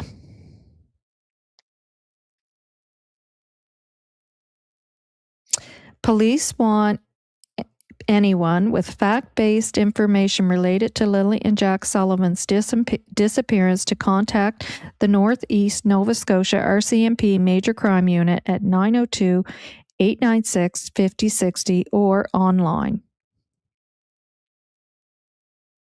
Yeah. I was curious which vehicle Daniel took to pick up CL and AR. Yeah. Do we know if they were in the woods all on Saturday? Well, according to him, they were. That's what he states, that they came to help look for them. But yet he also said he didn't really do any searching because he knew they weren't in the woods, remember? That he was just trying to portray that he was searching. I seriously wonder if anyone from RCMP had their eyes on him. I hope they did. I sure hope they did. I kind of think they probably did. To me, it seems pretty quick. They knew something was wrong with that whole situation. If they're trying to ask Malaya about her safety the following day, it seems they fairly quickly knew something wasn't right.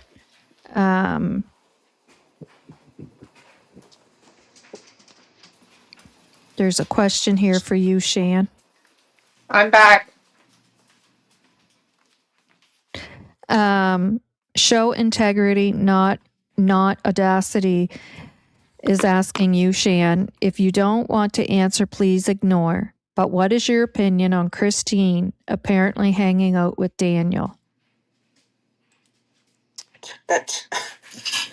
You have to bring me back up.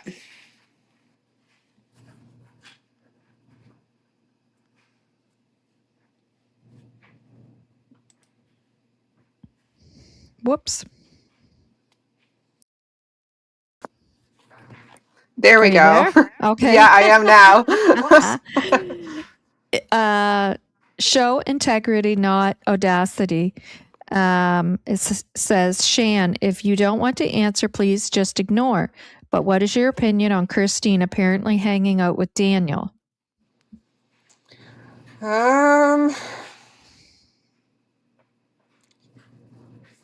I don't know Christine well enough to really make a proper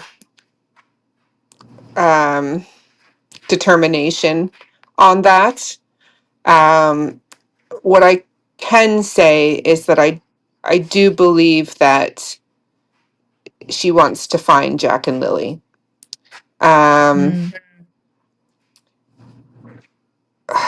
You know, a lot of people have different ways of dealing with information and gathering information in this case. So I feel it would be unfair to criticize her at this point if she's trying to get information from Daniel that may or may not lead to Jack and Lily. You know, we don't know what happened to them. We can suspect and we can have our theories. And which is why I advocate for Malaya, because ultimately she's the mother of the two missing children. And we know that she was a victim of coercive control and likely domestic violence in that home. And I believe that I'm doing the right thing by advocating for her. And until I'm proven otherwise, I'll continue to do that. I agree, and I feel the same way. And I gave Daniel the same courtesy as well. You know, until I knew different. And that was due to himself, you know? Yeah. Thank you, Little Black Bear, for being a member for 3 months. Yeah, Daniel doesn't make it easy to advocate for him. There is a lot of inconsistencies. There was a lot of projection. There's a lot of manipulation, and a lot of pointing the fingers in particular in the beginning. He Yeah. insinuated Cindy had picked up the children. He insinuated that Malaya knew. There was lots of early conversations, and for anyone who's been following it from the beginning, they will know that. And Darren, as well, advocating for him was not a good, um, wasn't a good choice on Daniel and Janie's part, in my opinion. Um, that is where I lost all belief in what Daniel was saying. So Exactly.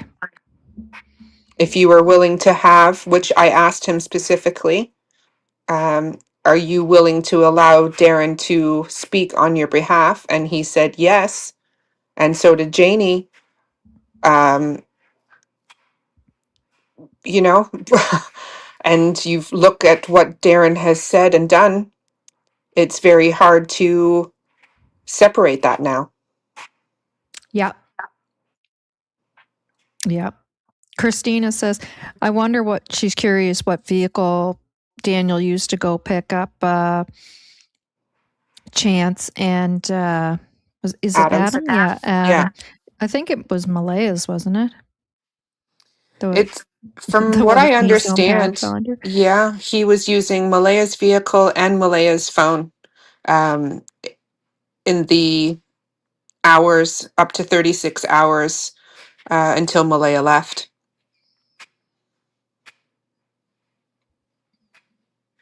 Yeah. That much flip flopping sounds like mental illness is involved. I think you're talking about Darren. Well, I wouldn't disagree. There's definitely something wrong with that man. That's 100%. Ginger says, did Darren and Anita climb out from under the same rock? I Oh, think Lord. so. Yeah. Why does Ken hang with Darren? Oh, I don't know. I have the same question myself. Mm-hmm. Again, it's you lie with dogs, you get fleas. And like Daniel, if he was going to surround himself with someone like Darren, then he's going to be tarred with the same brush. If Kent is going to associate and have dinners and coffee with Darren, then he's going to be painted with the same brush. And you are who you hang around with. And if Yep. you surround yourself with those kinds of people, then it's not hard for people to jump to the conclusion that you are colluding with them. Right. And Yeah. yes, it is true that Kent was tracking MBM. He knew Oh, you can one of, see the questions now. Okay. yeah, I can. Yeah. Kent, Malaya's neighbor, was friends with Kent and was reporting to Kent when she was coming and going. Yeah. Now, whether someone realizes, like sometimes people can get caught up in something, not making any excuses up for anybody, but, Mm-hmm. and not realize how deep of a hole they're going down until it's pointed out that, do you know that's actually stalking what you're Mm-hmm. taking part in here? Yeah, it's stalking by proxy for, yeah. Right. Um, oh, why does that do that? It drives me nuts.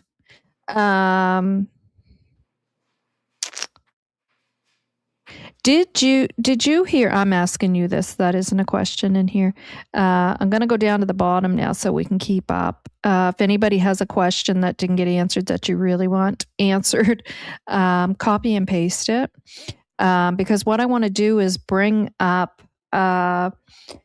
dispersing the fog. Did you listen to that yet? What he was I saying sure there? did. Yes, I did. Do I you want? was You okay with me bringing that up, and we'll bring sure. that into the conversation? Okay, just give me Yeah. 1 second here. I just watched it this morning when Ginger sent it, so it shouldn't take me long to bring it up. If there's another question there that you see that you want to talk about while I'm bringing it up, go ahead. Yeah, I'd like to have Adam on my channel again soon, just to discuss the case. I think it's always great to have a different point of view. Angelina said there's been a lot of stalking going on in this case, and I know that people have mentioned about the fact that I've been by Daniel's property 11 times, but I just want to make it clear that I've been out searching for Jack and Lily 11 Yeah. times. So that will involve me going by his property. So the fact that they were last seen at 1407 Gerlach Road means that you're going to search in that vicinity. And where else should I look if not starting at the last point they were seen, which is Lansdowne Station? And in those 11 times, I never saw one of his relatives out searching or offered to assist in any way.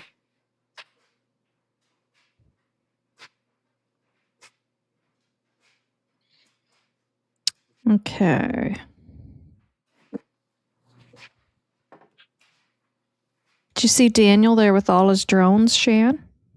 Yeah, I was given some really great information. I think it was Ginger's mom that sent it to me, that there's actually only 6 drones on the Nova Scotia RCMP Yeah, drone fleet.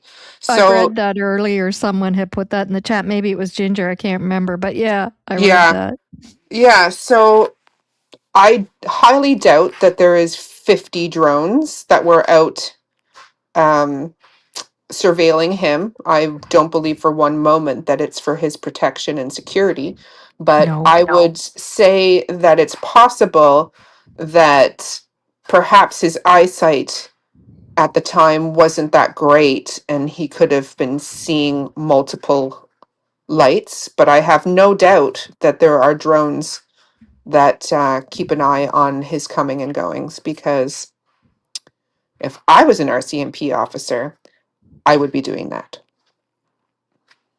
That's right. And like I said, if there was any reason to be doing that for anyone's protection, I think they would be, and I'm not saying that that's actually happening, but I'm saying if it were to happen that many there was numerous drones needed to watch anyone in this case for any kind of protection, I think it would be Malaya and baby M they'd be keeping an Yes. eye on for protection, not Yes. Daniel. Mm-hmm. Just saying. Yeah. Yeah. All right. So here we go with this. If you guys can't hear this, let me know and I will fix it. I tried to forward just a bit because they're talking about Mother's Day at first, but I'll just let it play, Shannon, unless you say, can you stop there? I'll pause. Okay. Yep. We're pretty much ready to retire if we were actually 60, but no. No, lots of time left as a 60-year-old. It's the new 50. Happy 60, Mother's Day, Paul. 60's the next 30, Oh, yeah. Happy Mother's Day. Law. I enjoyed some lobsters, as did the rest of us, so good way to celebrate on the East Coast. As for my mother, it'd be extreme long distance to get a hold of her. She's gone. But little known fact. Yeah. My mother used to say of me that I had motherly qualities. Oh. I was a good mother. Well, that's a pretty nice thing to say. Yeah, she said that, well, and so I ended up being sort of taking care of my siblings as best. And there's gender fluidity and multiple genders this day and age, but a person should have some maternal aspects to their personality at least. Yeah, it's sort of that I've done it all over the years, so I've changed my share of diapers and done all the things I've had to do, and except Sharon says I've never learned how to fold napkins very well, so I'll fold them, then she'll go, no, that's not right. She's gotta do it her own way. So jeez. Well, I'm sure there's a right way, so it should be done that way. No, I try, Lord knows I try, but I admit sometimes I just do it just to taunt her, pull her tail, just see how she'll react. Well, mothers get a relief from that kind of antagonistic behavior on Mother's Day. That's the real benefit of Mother's Sorry, Day. guys, he's going to get into it So, here in a Paul, minute. we've got lots to talk about this week and some follow-up from some stories that we were covering last week. This Jack and Lily Sullivan story that still obviously has legs. There's been some little follow-up to the OPP Robert Chikansky report that we discussed with our guests last week. And we have an update on the Spring Hill Institution assault case. So where should we start, Paul? What do you think? Wherever you want. Well, let's the Jack and Lily Sullivan story. I was sent this article this week. We were talking about the press conference that Staff Sergeant Rob McCammon did last week, and that generated a lot of reaction, not only to our show but generally. And I wanted to read a little bit about from a column done. Okay, those not in the legal world wouldn't maybe be familiar with LexisNexis, but it's a big legal publisher, publish all the cases. They also have this thing, it's like a magazine, Law 360. Well, it was a column from Norman Douglas, a retired judge this week, and he starts off with, last week as I write this on May 4th, 2026, I watched part of a press conference that made me want to puke. And it was about Jack and Lily Sullivan, the disappearance. The Nova Scotia RCMP officer in charge of major crime was giving an update on the case of their investigation, which began May 2nd, 2025. Staff Sergeant Rob McCammon, smiling, coyly grinning as he dodged legitimate questions, looked as though he was thoroughly enjoying the limelight. He will soon learn that limelight is a fickle pleasure. It can, at the flick of a switch, turn into indecent exposure. The case has received national and international attention. It is gut-wrenching. All sad eyes are on the RCMP. What is taking so long? What are you doing? Anyway, and he goes on. Basically, his conclusion at the end of it is there should be an independent outside police force brought in to investigate the situation, see what the RCMP have done, and see what's taking place. He said these two children have likely been murdered, and where are the leads? What's the investigation? The two most obvious suspects, the mother and the father and the stepdad, have they been cleared? If not, if so, say so. If not, then what's going on? So that's kind of his take on things. Oh, it's right. It's an absolutely perplexing case because once again, like in you had these two disappearances of children. One in 2020, Dylan Ehler, 3-year-old in Truro, happened on, what was it, the first week of May 6th or something. And Jack and Lily Sullivan, May 2nd last year. Did they go into the water? Where did they go? But the police response in both cases, one initially Dylan Ehler by the Truro police, the small police force that does the town of Truro, and then the other one just outside of Truro, which was done by the RCMP, and both eventually done by the RCMP. In both cases, there's very little initial response that's by the police that makes you feel warm about policing. It's like they didn't react the way a police force should react in that situation, didn't call in and help early enough, didn't do anything early enough. Or am I wrong on that? I mean, it's they didn't seem to track, if the children were missing, are they going far enough afield to see, well, who are they connected with? Let's check their phones. Who are they messaging? And, get access to that right away. Are they in touch with anybody? And if so, where? And, the investigation seemed to focus just entirely on the surrounding areas of the home, around the home, and not any other possibilities. And it just seemed like, the potential to break the case early is that seems to be the, how things work. You find out right away, and they seem to make mistakes right away. It's like Portapic in a way, right? That they, You know what it's like? It's very similar circumstances to the kidnapping and disappearance of Nancy Guthrie in Arizona. The mother of Savannah Guthrie, the NBC talking head. In that case, the local police department tried to handle it all itself without calling in other authorities, the FBI or whatever, to help them. Because they took it upon themselves, they could do it, this sort of lean down policing. And it didn't work. You needed all hands on deck. You needed other eyes on the case. You needed a professional approach to it. None of that happened in Arizona, and none of that happened in Nova Scotia. But we know there are things wrong in Nova Scotia because we've been seeing it vividly for the last 6 years.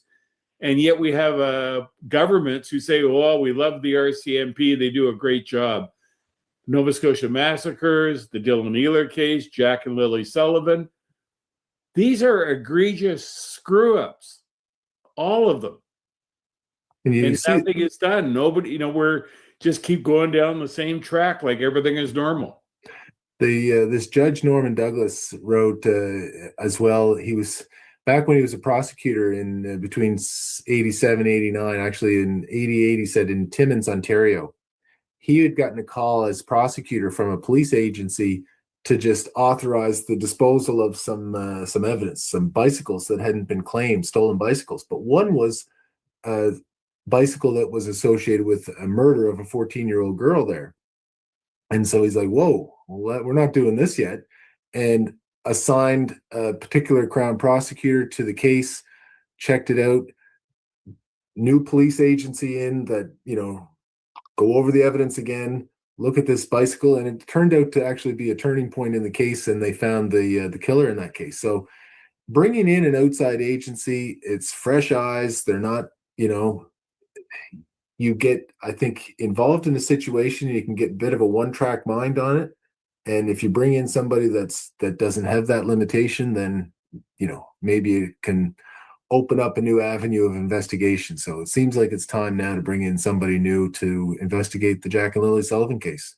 Well, and what you're seeing in Nova Scotia is, the fallout from persistent under-policing, under-resourcing. It's not the money. There's plenty of money there, but the cops don't show up for work.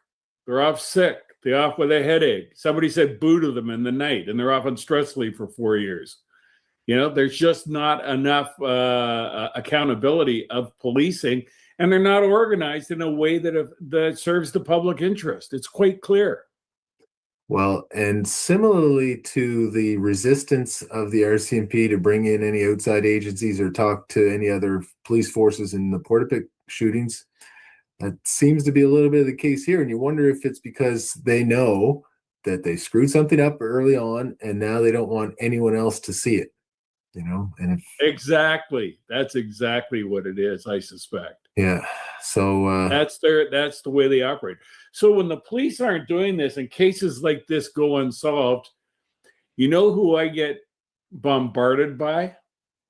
What? And I've talked about this a bit. Oh, I've gotten a few messages this week from people too with insight into the case. But is that what you're talking about? Well, you get all kinds of weird or different theories. You get psychics. You get other people with theories. Like, one of the theories of Jack and Lilly Sullivan case it's been floated for a while, not just lately, but it's come around to me and probably you lately. That Jack and Lilly Sullivan were indigenous, had First Nation status, and the theory is that they were scooped by the local First Nations community because they were living in a desperate situation, similar to Dylan Ealer, who was not First Nations. Yeah. And they were scooped to save their lives, and they're now in Boston. in the Boston area being taken care of by a Native group. Well, how do you prove that? Does it exist? But I'm saying this is one thing that's come down the pike this week. well, that would be fantastic in a way if that was true, but it seems unlikely. There's no real evidence of it. Now, the parts that are true is they were seemingly in desperate circumstances. They're desperate. They're not in great circumstances, living in rural Pictou County in not a great living situation, but that's not terribly unique in Nova Scotia these days, I guess. A lot of rural communities. I mean, it's it is an issue. There's parts of that add up a little. Not, there's no evidence of this, Paul, but there's issues with child protection of First Nations children, and a little more historically focused on the children, get the children out of there so that they're not seized by authorities, rather than save them from this kind of circumstance. I don't know. It doesn't quite add up. Yeah, I know. Well, and then the other thing that as these cases go on, you have, as I said, psychics coming forward. I had someone visit me this week, who's coming to help me and wanted to pick my brain, and it was all about forensic astrology. Oh. So that's about it, really. They're just going to talk about psychics for a little bit, but I know my first thoughts when I listened to that was my understanding, and they've said it numerous times. We've read it and they've said it. RCMP is that there are outside sources involved, and not only within Canada, but sourcing outside of Canada as well. That was my first thought. I'll show you guys the judge that they're speaking of, who was in that article. Norman Douglas. That's him there as a judge and an Elvis impersonator. And that's a book that he has written, You Be the Judge. Norman Douglas was born in Hawk Junction, Ontario. He grew up in Sault Ste. Marie. He earned his BA and his LLB degrees from Queen's University. In 1973, immediately after completing the bar admissions, Norm was appointed assistant Crown Attorney back in his hometown of Sault Ste. Marie, and he became the Crown Attorney in 1980. In 1992, he moved to Toronto to take up the position of Senior Counsel and then Director of Criminal Prosecutions for Ontario. And 2 years later, after a 21-year career as a Crown Counsel, he was appointed to Ontario Court of Justice to preside as a criminal court judge of Brampton, Ontario. On his 75th birthday in November 2021, after 27 and a half years on the bench, Norm retired from his position. Rewarding as his time as a Crown Attorney and judge were, the best job he ever had is what he does now, being Grandpa Buck to his 11 grandchildren. And as I said, he has written the book, You Be the Judge. Have you ever wanted to be the judge? Here's your chance. Sit on the dais beside criminal court judge and author Norman Douglas as he wrestles with difficult decisions that he had to make. This book presents 12 homicide cases and another 12 riveting true crime cases where you, the reader, are either the judge or the prosecutor.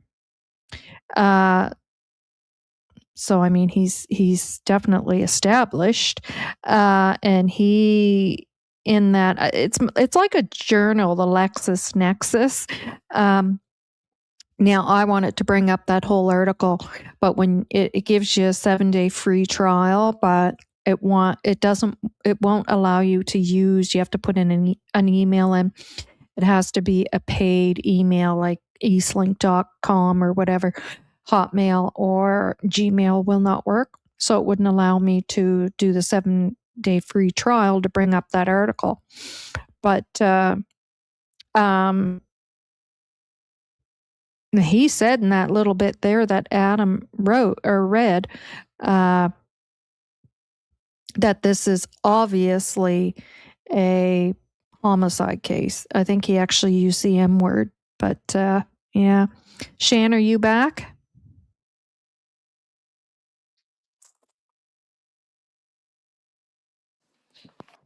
Hello. Sorry, I'm making grilled cheeses as we speak.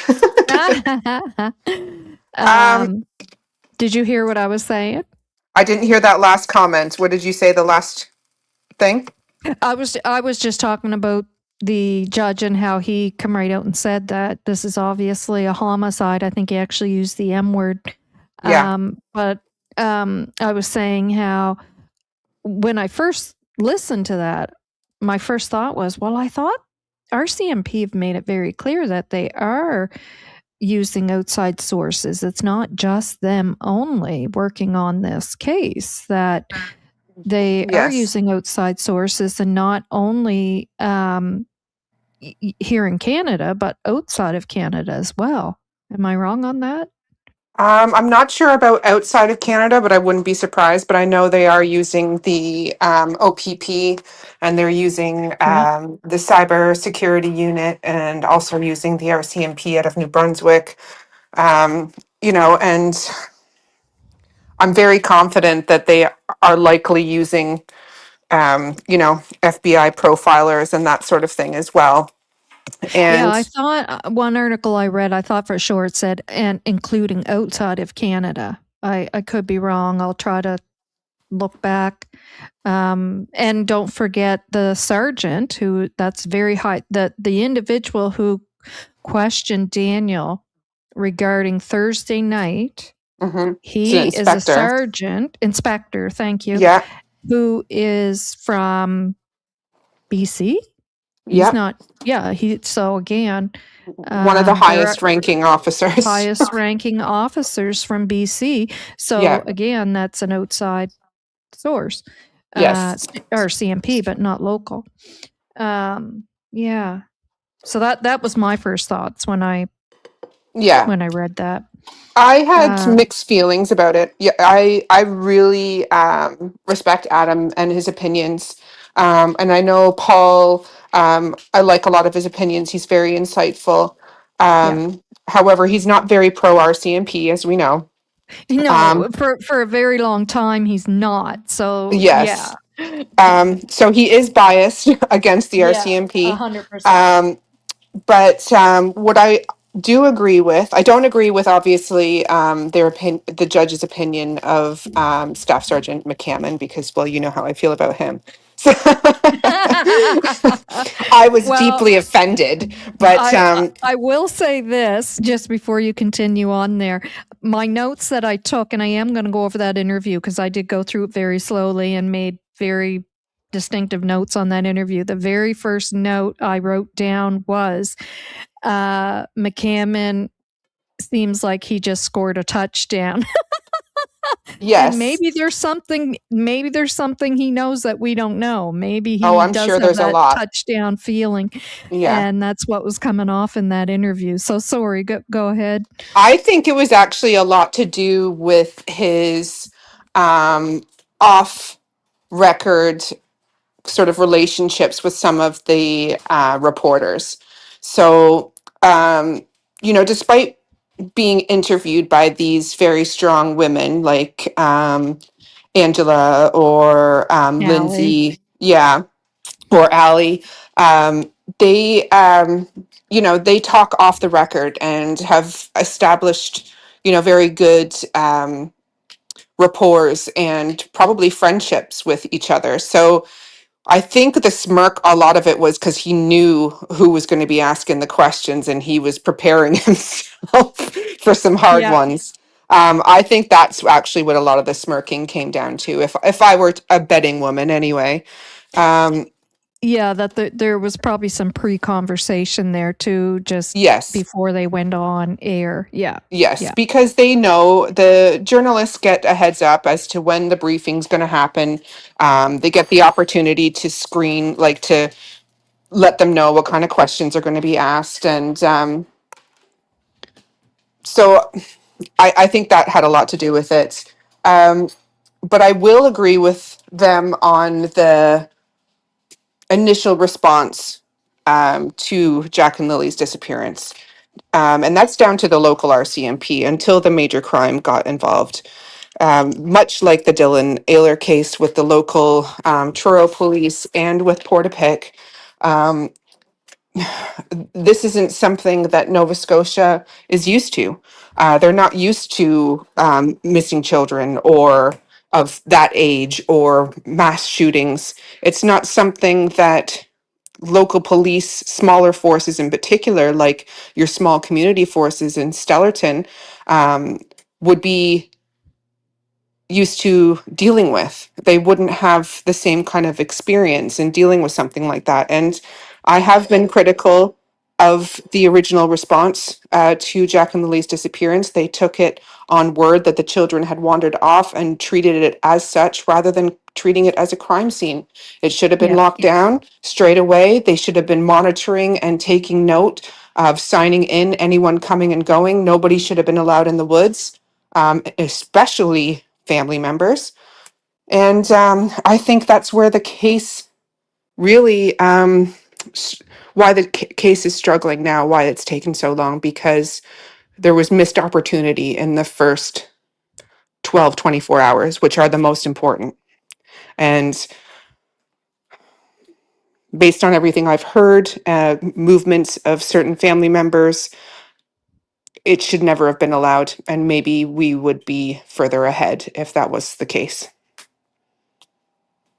Yeah, I agree, and I've always expressed that as well. That the initial handling of the scene was, yeah, not good, not good, No.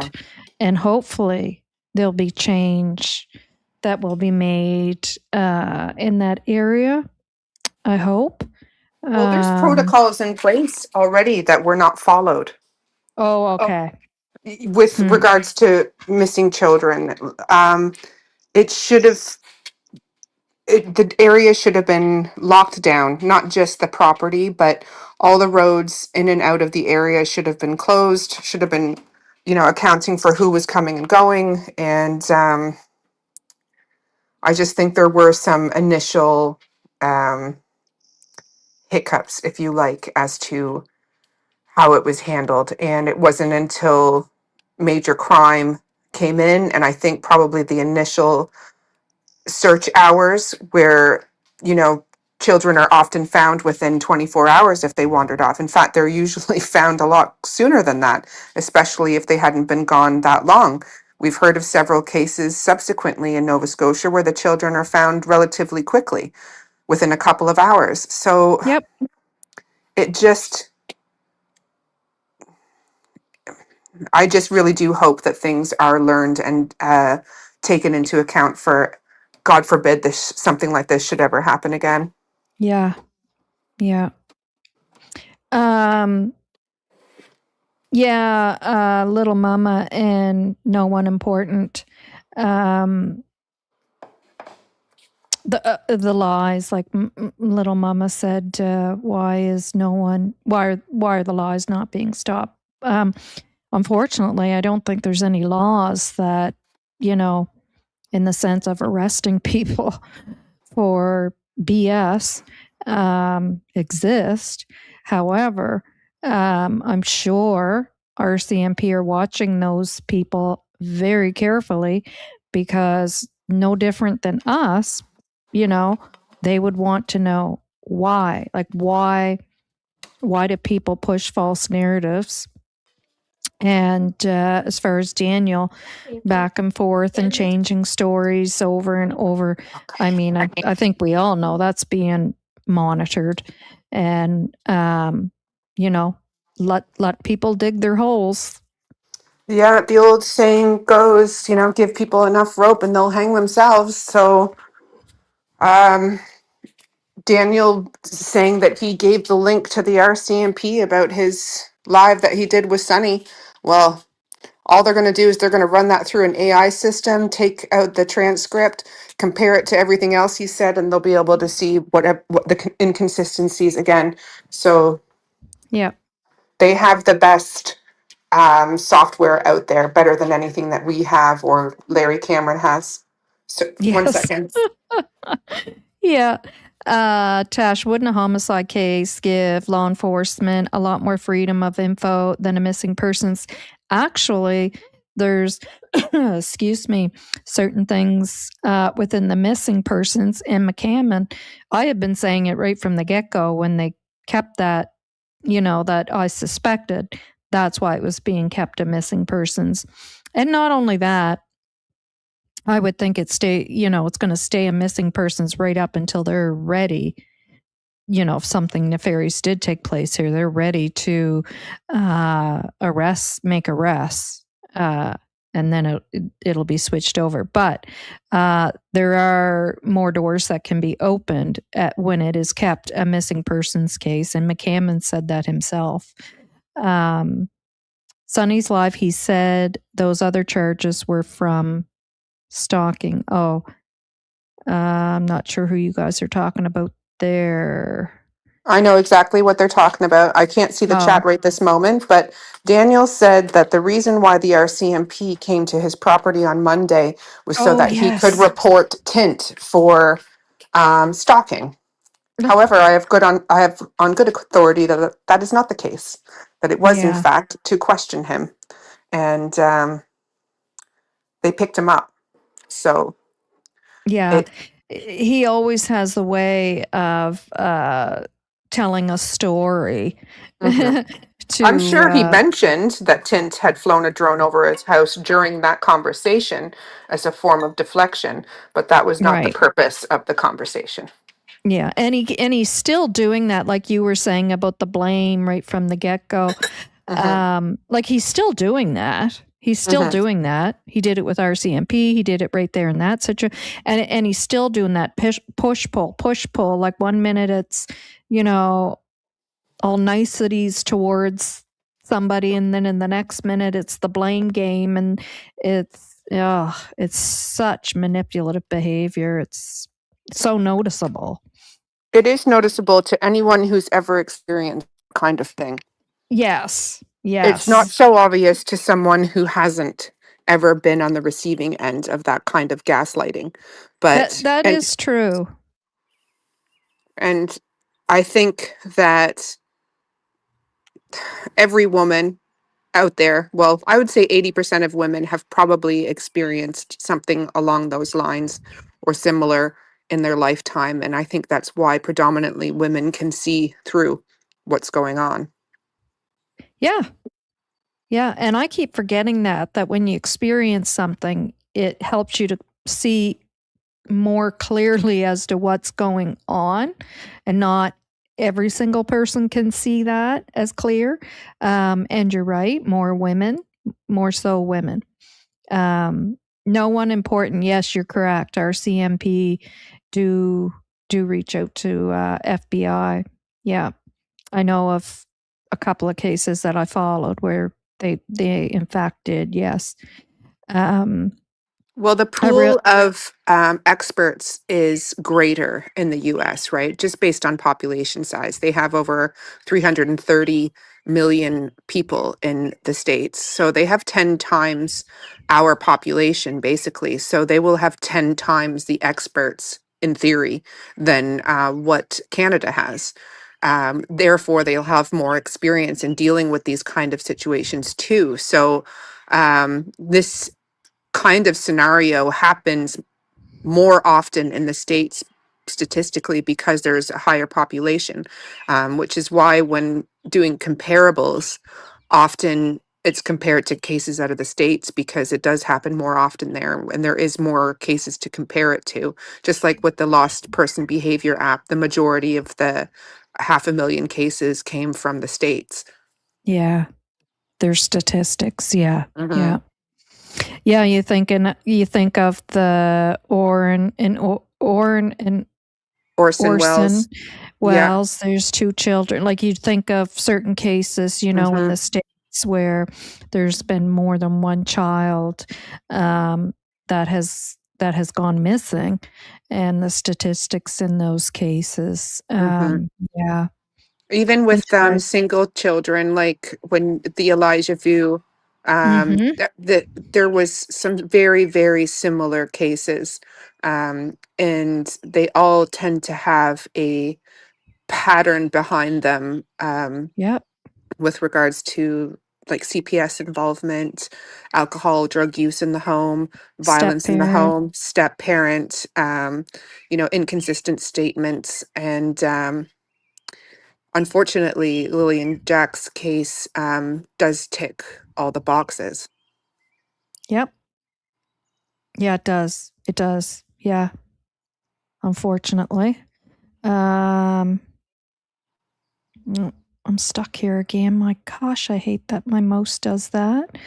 Yeah, Shai says, I really hope to bleep the police are watching him spill what happened. Oh, absolutely. If they're Yeah, watching anybody, it's those closely related to the children.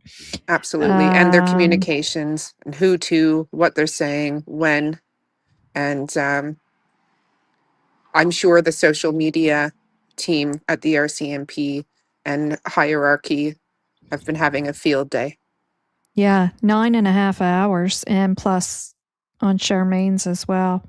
Yeah, that's 12 Wow. hours of interrogation they don't need to do that he just gave up willingly. Honest And to God. 8 hours solid of speaking in circles and till 3:30 in the morning Nova Scotia time. That tells me all I need to know. Carrie, has the topic of the first live Sunny, he mentioned the other churches and said victims. Do you know Plural, what? yeah. I know it sounded like he said victims. I played that in slow motion. Like I slowed it to slow motion. I slowed it down and listened to it. And when you Yeah, slow it down, you don't hear an S on the end of it. yeah. And I listened to it twice in slow. Mm-hmm. Mm-hmm. I didn't hear an S. You guys do it to see what you hear because maybe I'm wrong, because I thought he said victims as well. That Mm-hmm. was on Charmaine's, wasn't it?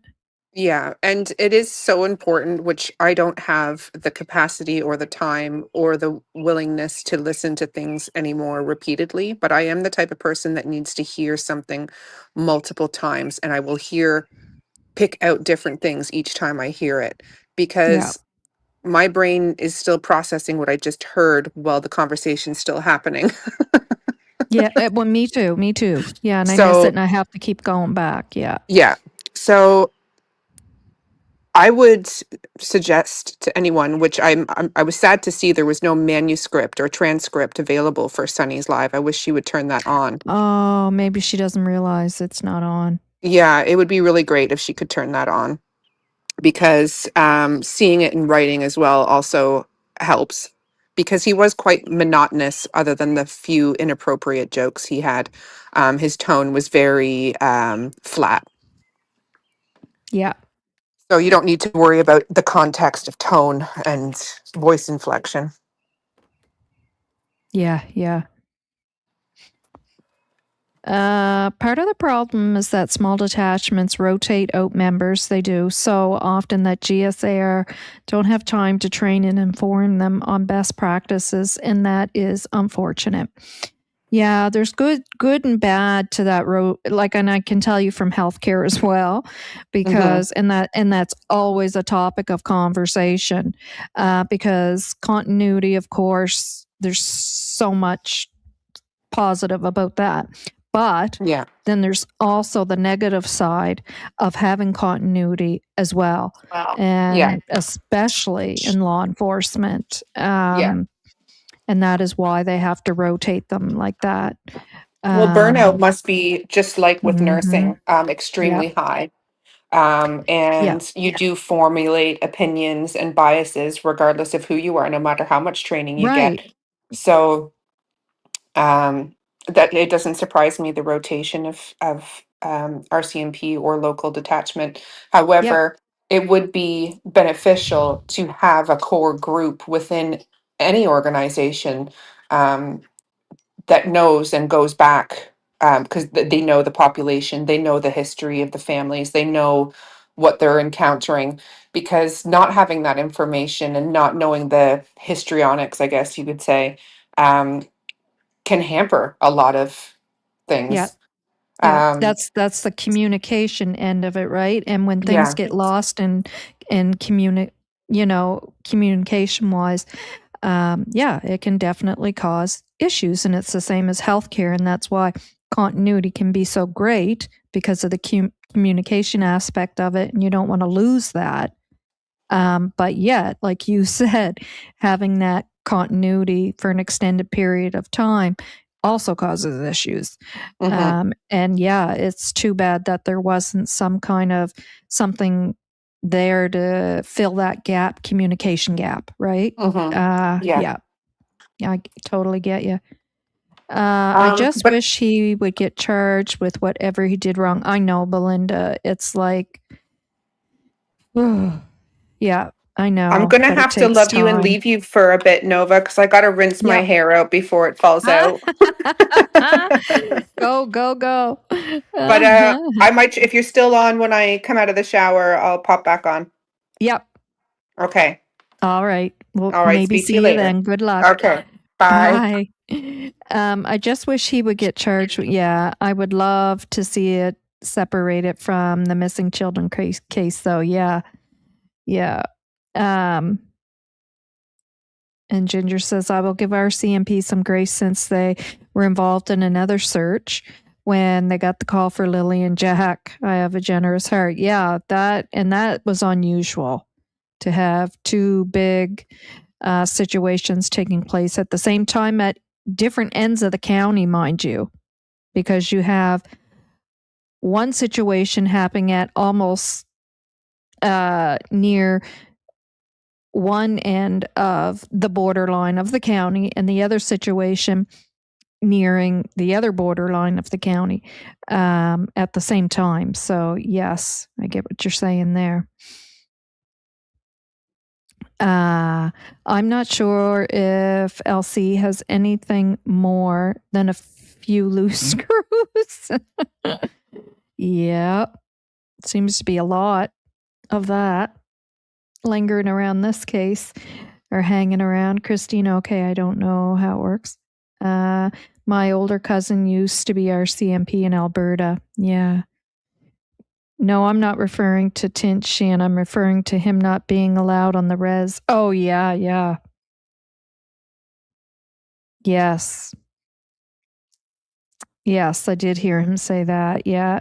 Tint did say Daniel was telling the truth about that. Anyone find coincidence that Dylan, Ealer, Jack, and Lily, and now this new attempted abduction all happened in May?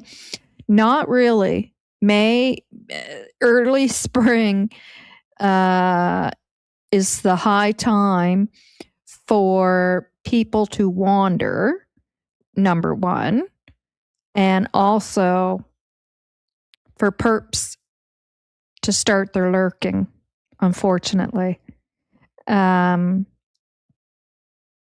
So, you know, Dylan, in my opinion, was due to wandering, and that's my opinion.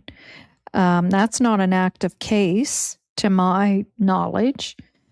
I believe it was determined that he wandered. Lilly&Jack, we don't 100% know yet. we can kind of see what direction it's possibly going in, but we 100% don't know. And what took place in Pictou recently of 2 children being offered a chocolate bar to go see their grandparent certainly seems like an attempted abduction for sure. Now, is that related to anything with Jack and Lily? I can't for 100% sure say. Yeah.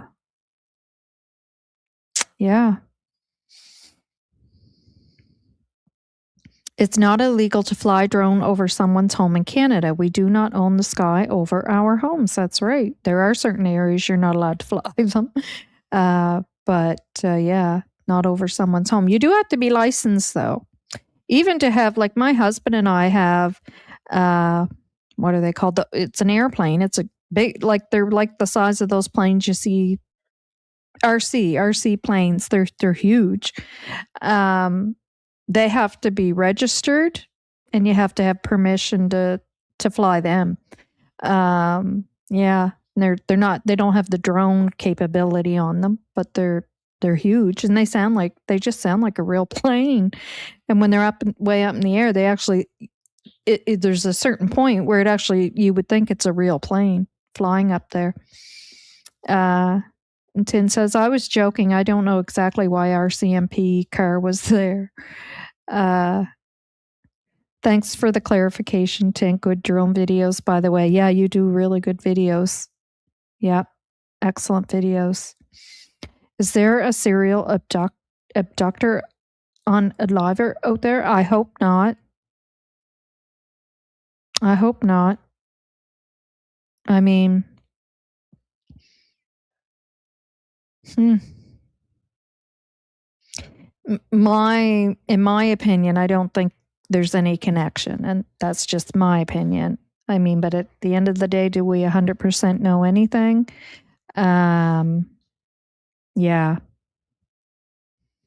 The road in front of Daniel Martel's place is a public road, and you can drive by his place 1,000 times. It's not illegal. Exactly.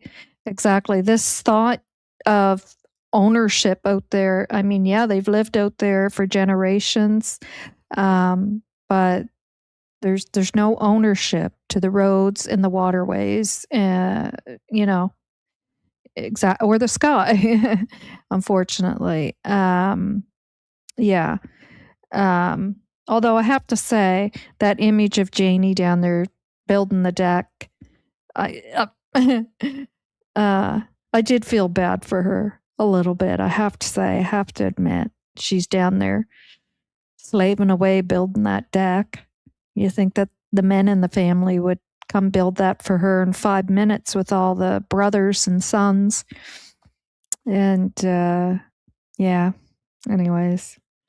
But that is true, Ginger. Yes, ma'am. Wasn't there an attempt also in Spring Hill last May? Someone trying to pick up children near the school? I have to look. There was a boy here that was at a sports complex, and there was people that offered him, saying that they would drive him home and trying to get him in the car. And it was a nice day in a small town. Like, I don't know why anybody would be doing that, but yeah. Ginger, I did not know that. I do know that I wouldn't like drones going over our rural property, especially when my family may be naked in the hot tub. Well, true that. Have the RCMP used ground penetrating radar yet on the property? I don't know if they used it on the property, but I think there were some areas that it may have been used. I could be wrong. I thought I remembered reading that as part, they listed everything that they had used. I'm sure I read that there. Now, whether it was on the property or not, I can't answer that. I do think Dylan is in the water, though. I do too, Belinda believes. And Belinda, your comments back there about Ken, I do agree. Ken has done a lot, and I don't want to ever take anything like that away from anyone. Like, not disparaging that at all.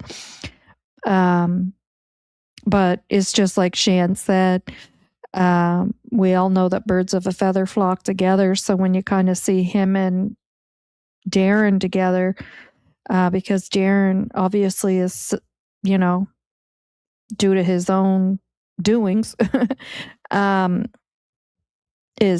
makes us suspicious. And then you see Kent with him, it becomes hard to separate the two, and you start to wonder, like, what the heck is going on there?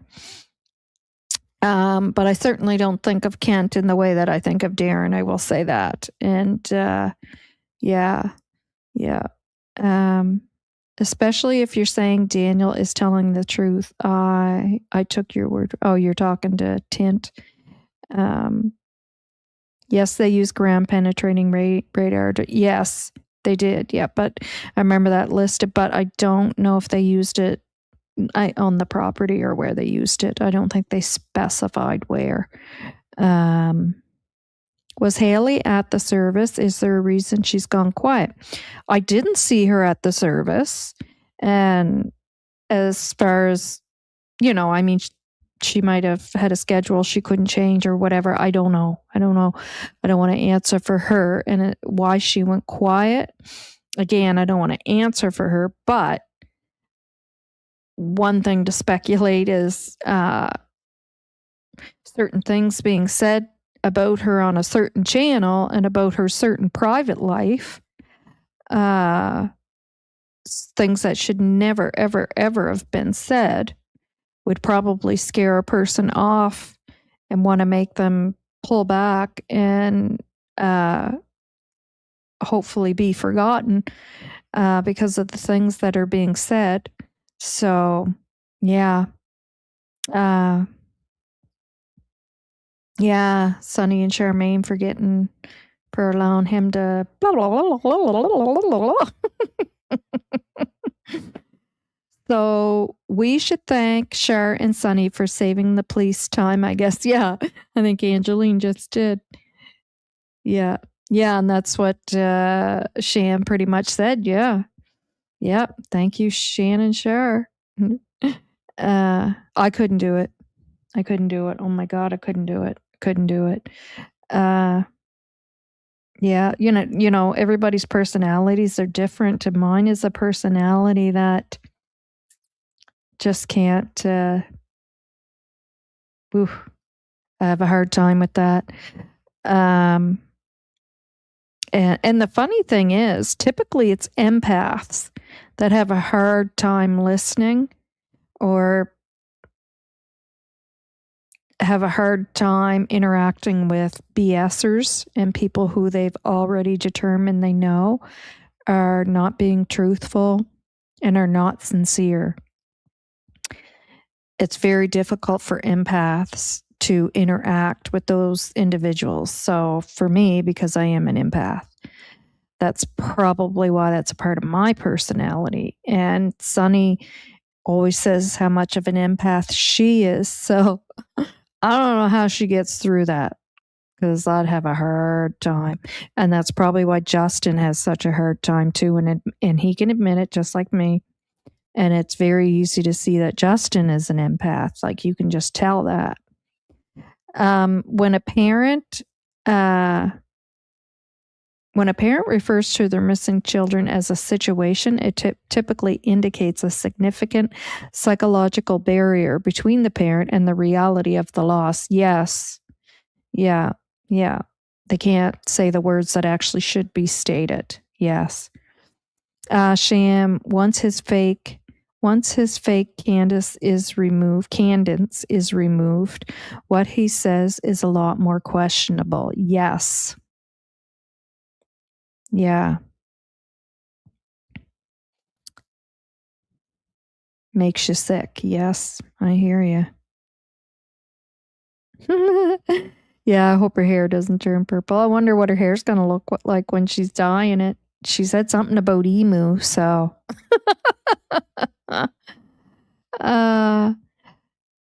Daughter's on her way. Need to get off home, but keeping you on TV. Love, prayers, justice for Lily and Jack. Thank you, Novah, mods, and chat. Well, thank you for being here. I'm just not hyperfixated on Daniel because Malay, Janie, and Daniel all alibi each other. So if something nefarious, then they were all involved. Now, see, that's where I disagree. And not that I mind your opinion or thought, because everybody has their thoughts. When something's not true, it doesn't necessarily mean that everyone is lying. It means someone is lying, or 2 out of the 3 could be lying, or it could be all 3. So I'm not of the thinking that it's all 3. And it's a definite that it's true that it doesn't have to be all 3. It could be 1 out of the 3, could be 2 out of the 3, or it could be the 3. Yeah. And for me, I don't think it's the 3. So for example, one says, I woke up and I said to my partner, Daniel, do you hear the kids? And then Daniel tells the same story. Well, does it mean they're both lying? Right? Or does it mean one is lying? And in my opinion, I believe one of them is lying. And having paid attention closely to Daniel, I believe it's him. Because one thing I've learned about him very early on is that he takes what other people say and he regurgitates it. And that's just my opinion. Dylan was known for being outside with a caregiver who admittedly turned their back near a rushing river. Yeah, unfortunately. So sad. So sad. It was also in the documents from Malaya that Daniel was good with the kids and wouldn't hurt them. If this is wrong, she lied to authorities. Well, sometimes it could be lying, or it could be a person who has not completely confronted yet what is actually going on. Which is not unusual in a domestic violence situation or someone who is under coercive control. Just thinking outside the box here. Yeah, like sometimes that is a process. And yeah, because we know that was stated. But then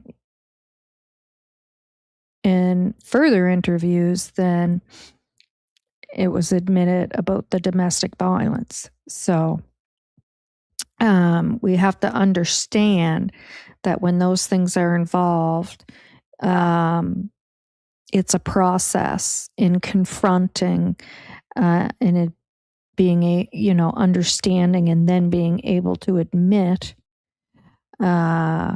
what was actually going on. Yeah. How long did it take the RCMP to designate Dylan's case as for sure wandering? Well, see, Dylan's case is the Truro police with RCMP assisting, is my understanding. I could be wrong in that because it was never considered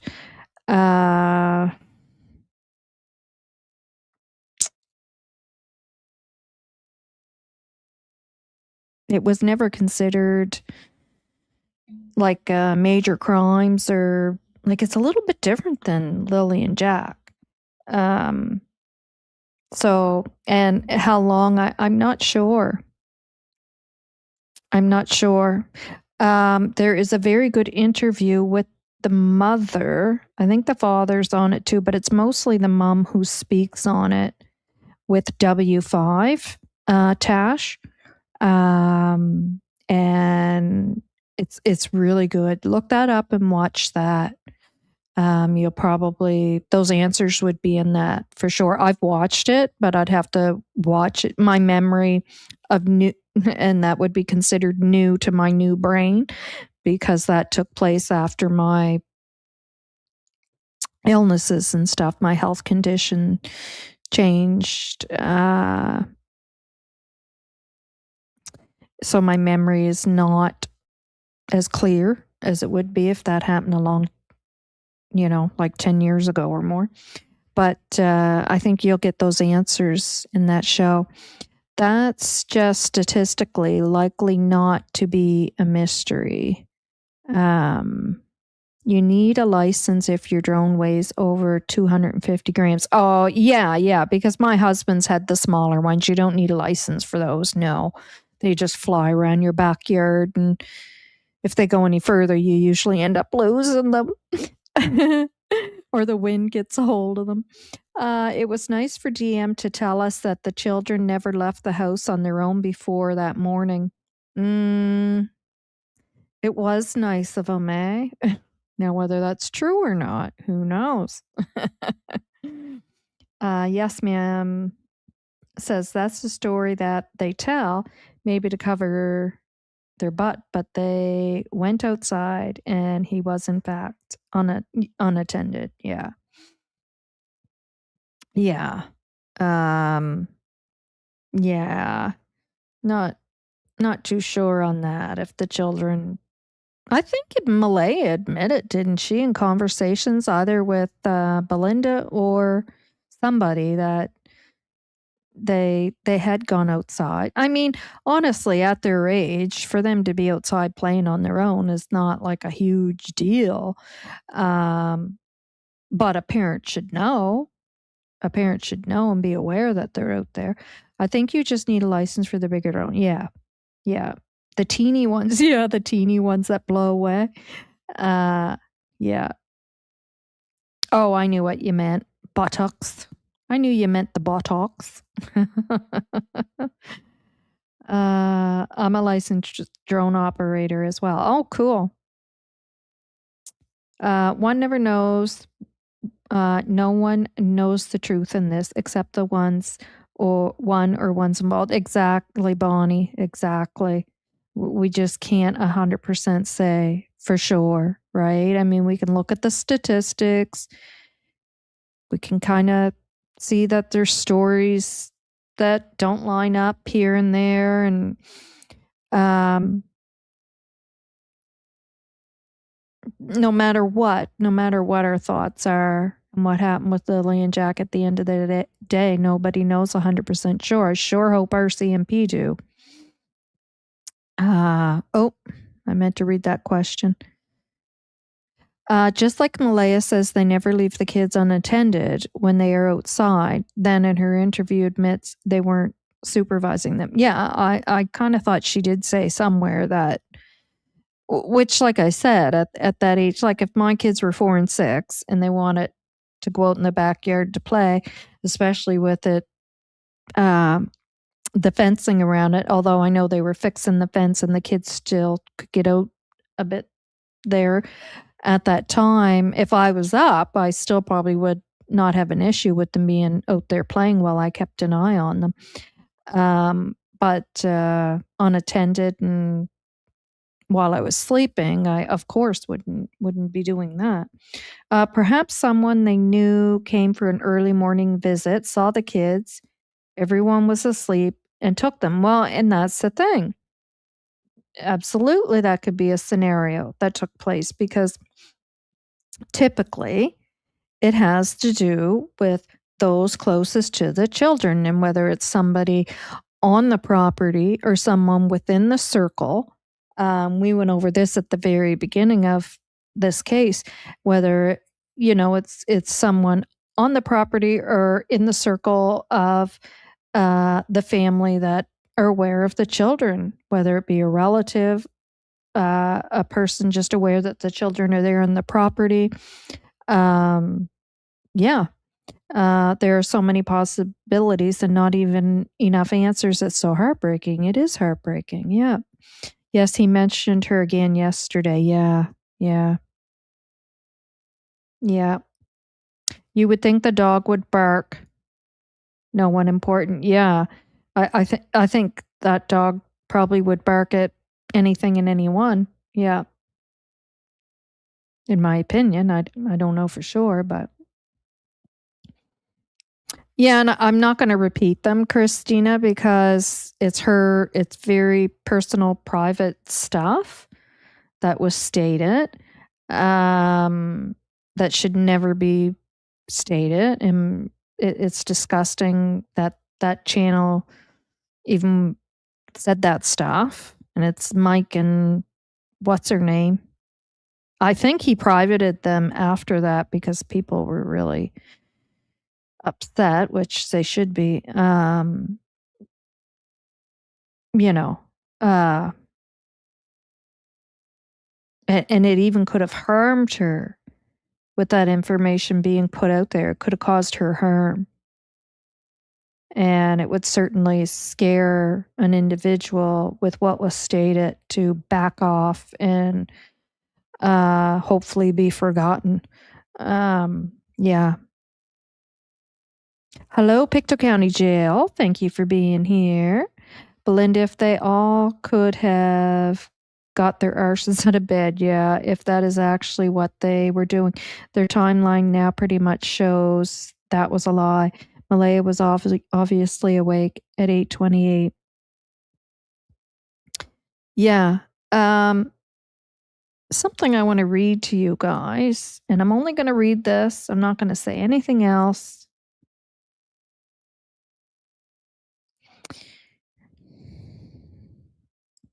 Epstein-Barr virus causes extreme fatigue, severe sore throat, fever, swollen lymph nodes that can last for several weeks to months.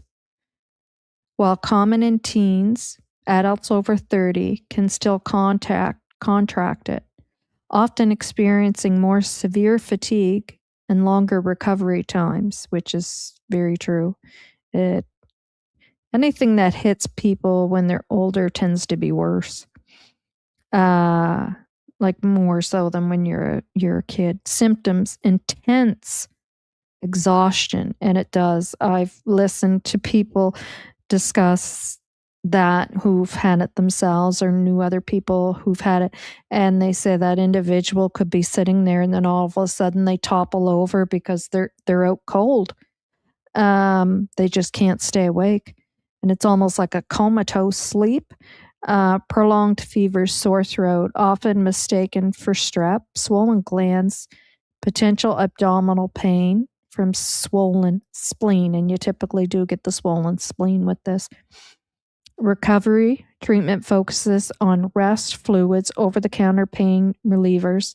It often lasts to 2 to 4 weeks, though fatigue can persist for months, which it typically does, especially in adults. Complications: avoiding contact sports is essential to prevent spleen rupture, which is a rare but serious condition.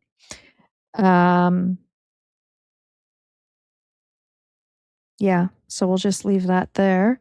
But it's good to know about that and how severe it can be in adults. Yeah. So you just made me think of that in that comment. Yeah, and when I think of Daniel stating, now saying he had the baby, the kids are coming in and out of the room. He had no idea they weren't going to school. And I'm thinking, well, for God's sakes, did you shake her? Did you check her pulse? Did you say, are you okay? Is something wrong? Like, you seem kind of out of it. The kids are not, you're not getting the kids ready for school. Like, did you check on her? Yeah. One thing hitchhiking around the country as a 16-year-old, my son did that too. Blonde on her own taught me is how to read someone's character and intentions as soon as they introduce themselves. Wow. Thank God you ended up doing that safely. My son did that too. I worried the whole time.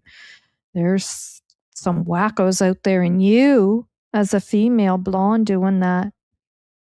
Not that your hair color matters, but I know what you're saying. I just can't with JM. Her audio recordings were just too overwhelming for me. I think I ate 3 cheesecakes to get through them. I know. And now I'm like that with Daniel's now as well. It's triggering. I used to listen to every single word that he said, and not on here. I wouldn't dissect it on here. We'll leave that to Justin and Ninchi, but just myself, I would listen. Daniel should be in prison today after last night's episode on Mike D and who he spoke to and how he spoke to Jane. Was he on Mike Demands last night? Daniel was? Really? See, I don't watch that. I get people tell me certain things that were said on there, or I'll see like a clip of it on Ninchi, or I don't even think Justin shows him, but Ninchi will discuss certain things that were said. Yeah, I agree. Yes, ma'am, indeed. You can't be biased in this. Wow.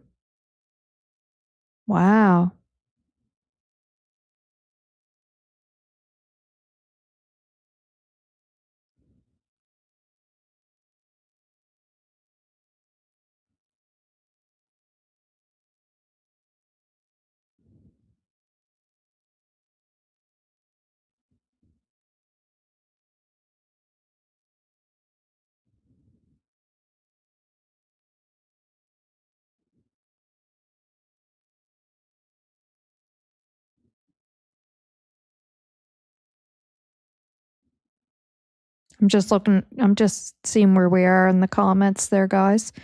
Yeah,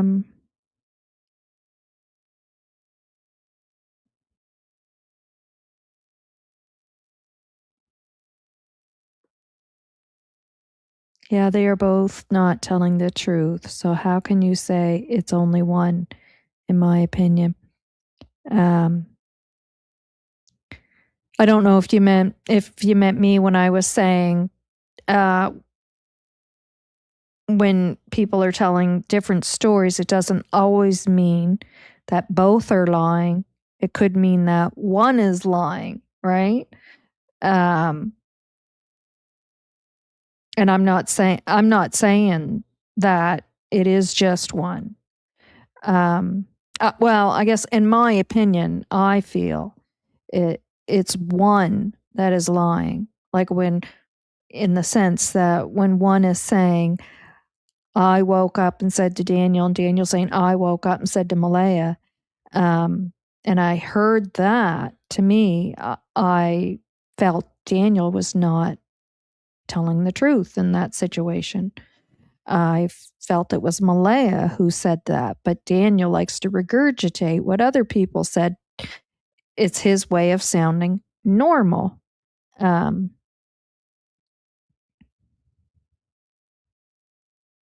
I don't understand. I'm not trying to be rude, but in that tiny space, how do they both not know? Yeah, I hear what you're saying. Yeah.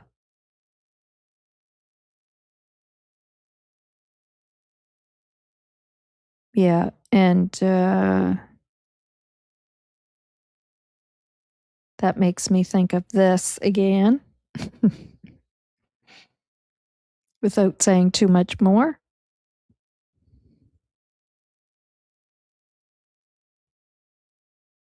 They all said they heard the kids that morning, so if that is true, nothing happened the night before. Yes, DM mirrors others, yes. A part of his live conversation sounds like he's mirroring his psychiatrist. I agree. I thought the same thing. And then I heard Justin say, like I said, I have those thoughts. I'll think, oh, he's repeating exactly word for word what his therapist or psychiatrist or whatever, like that's what he does. He just regurgitates what somebody else, and not that he understands it. And now he's got an understanding of it. And, you know, people learn through their therapy or sessions with their psychiatrist, and they do better. Not in that sense. He's just regurgitating it to sound normal. Yes. And I thought the same thing, that he's doing that with his therapist or psychiatrist, whatever it is that he has sessions with. Yeah, for sure.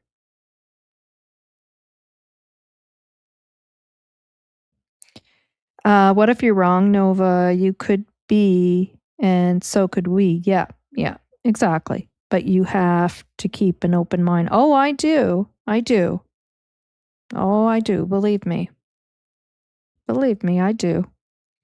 Yeah. And, you know, and that's why I always say none of us know. None of us know. None of us, at the end of the day, we can have our thoughts, and none of us know. Yeah. But I know what it's like to deal with somebody like Daniel. And yeah, and how they do that. It's them that said this. I said this. I did that, when it's actually you. Like I've had to deal with that. So I caught on to that one pretty quick with him. What was going on there? Yeah. Bonnie, exactly. Malaya has lied as well. Malaya alibis Daniel. She lied to our CMP about his character as well. This case is so freaking sad and heartbreaking. And the thing is, I get what you guys are saying, but beyond that, after that, then what? Right?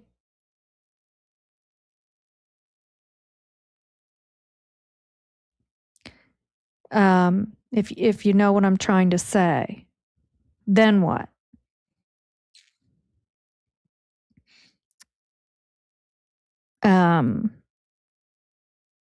So there's situations where do people continue to do that?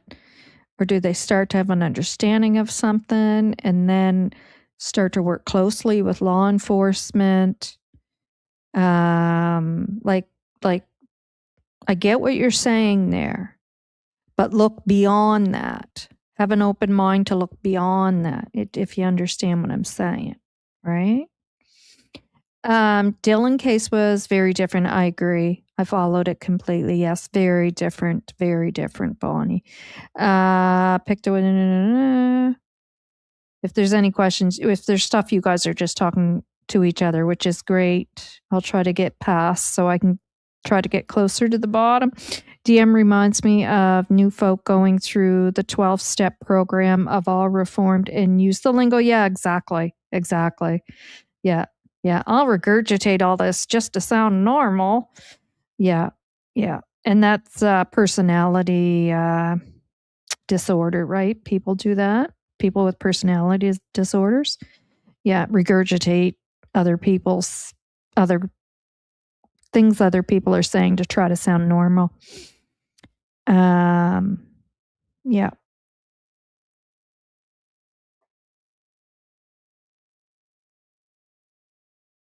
Oh, hello, Miss Chelsea. Hello, Novah in chat. If all three are telling the truth and heard the children that morning, that leaves a small window of opportunity. The children would not have traveled far in that little time. Yep, I agree. Yes, definitely. Yeah. And I do think there were some things in the beginning, and I said, I still think the same thing as way back in my early videos, my early thoughts. When you think the children are going to be found, like just putting myself in someone else's shoes, and not saying that I would do this, but just trying to think outside the box, put myself in someone else's shoes. Okay, if a person was thinking the children are going to be found, they're scared that they're going to look like a bad parent and that their children will be taken from them. Once the children are found, I'm going to lose some. They're going to take all 3 of my children here because of my not so good parenting of keeping an eye on my children. And geez, like CPS was already here in December. And they're coming back next week. Holy crap, this really looks bad on me as a parent. So I better try to sweep some of this under the rug here so I don't lose my 3 kids because of this situation, you know. And then it turns out your children are not found and something else happened here. Now I have to be more forthcoming of what I was saying initially, because this has turned into something that I never ever thought it would turn into. I thought my kids were going to be found, just like everybody thought the kids were going to be found, right? So now I need to be more forthcoming about what I wasn't being so forthcoming about earlier, because I thought once the kids are found, CPS is going to come in here and scoop them up and take them all away because I wasn't paying attention to my kids. So I just think outside the box and think of that possibility, right? And then once that's established with our CMP, then that mother may have been more forthcoming about what she was saying initially. That's just, kind of one thing I think about. I'm not blaming one or the other. I hate them all equally. They failed these kids. And I understand where people have those feelings, where those feelings are coming from when people feel that way. Because there's 2 missing precious babies and what happened. And then I understand that people start to feel those feelings, right? I lied to my family about how I was being treated after surgery by my ex. Yeah, he was not caring for me because I was scared of him. Exactly. You never know the duress she may have been under. Yeah. And that's where my thoughts go. That there was that going on, that there was the fear of when they find Lily and Jack, they're going to take them and they're going to take all 3 of my kids. So I have to kind of, not be so honest about the fact that of some not so great parenting going on. And again, certain things going on that maybe some of us don't know about.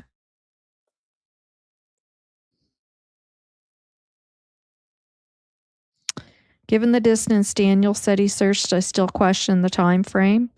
Even he admitted to searching a far distance out. Why? Unless they were gone sooner. Oh, yeah. And even Janie said, like, right away, the distance that she saw Daniel going to look for the kids. Janie says, I was thinking, why is he going way down there? They couldn't have got down there that quick. Yeah, I hear you.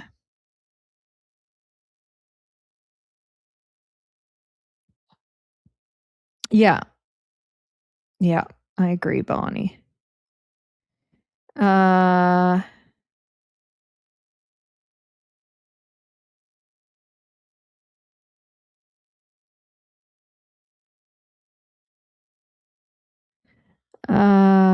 Didn't Dion say that both that they hadn't gone out by themselves and that they would go out by themselves often? I remember Belinda asking him to clarify.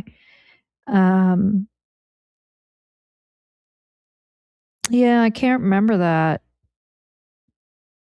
I know he's saying now that's the first time they ever did that, and they never ever did that, and then that's why he says they didn't have a lock on that back door. Well, all those doors have a lock. But again, before Justin even said it, my thoughts are right along on cue as his. Because I'm thinking, like, my God, You go on about what you did to the front door because of bears. Like how many times have you had a bear in your house, Daniel? Seriously, like how many times did you have a bear in your house? But you come up with this homemade contraption at the front door and you say it's due to a bear. But yet your answer to not locking the back door is because kids never did that before. Like, come on. Where is your common sense? Like, man, if they were taken by someone in that small window, I'd almost be certain it was family or a neighbor. I agree, Chelsea. Yeah, and that is statistically true. That's what happens. Lying to your family and lying to law enforcement are two different things. Yeah, I 100% agree. And especially when the situation changes. Now it's not just your children wandered off, right? You were just shown a map of everywhere searched, and they're telling you, like, your children are not here. And then it starts to become apparent that this isn't just as simple as my kids just wandered off so many feet possibly into the forest and they're going to easily be found. Something else is going on here, and now it's time to be 100% on cue with the truth, right? Yeah, I would never leave my kids out. I would never leave my kids out without parental care at that age. No, seriously, no. With the way that it was set up there in the backyard and at 4 and 6, I would think that if a parent is awake and they're in that kitchen area with a good view of that backyard, if you're like making their breakfast while they're out there playing or whatever, as long as you got your eye on them there. But yeah, I hear what you're saying as far as not knowing that they're out there at all or any adult keeping an eye on them. Janie said they were always out there with no coats or boots, and she called Malaya. Yeah. Yep. Neighbor would be harder to track, Chelsea.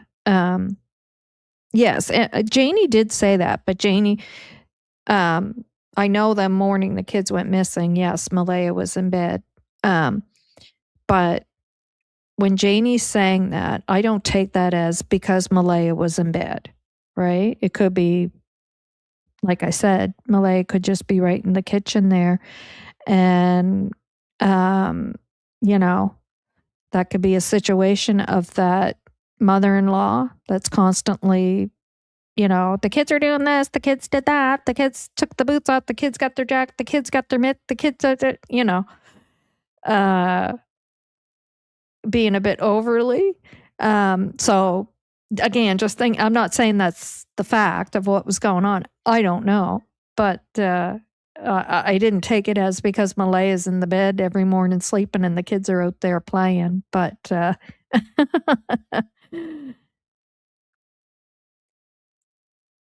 yes, yeah, Bonnie, he wandered when he was 2, between 2 and 3. Yeah.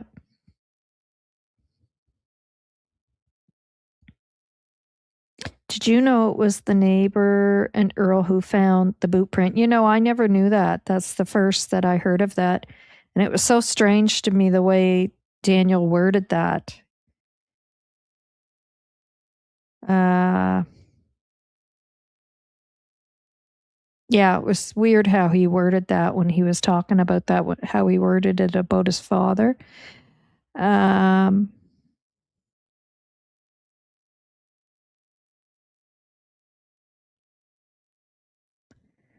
In my opinion, I believe the children were allowed to play outside unattended often.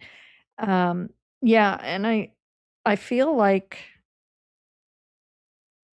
didn't Malaya say that they did go outside? Daniel is trying to say they didn't. I believe both parents do not want to admit this, but again, this makes abduction more plausible. Yes, and I do think Malaya didn't want to admit that in the beginning. I do think she has since been more forthcoming, but at the beginning, I think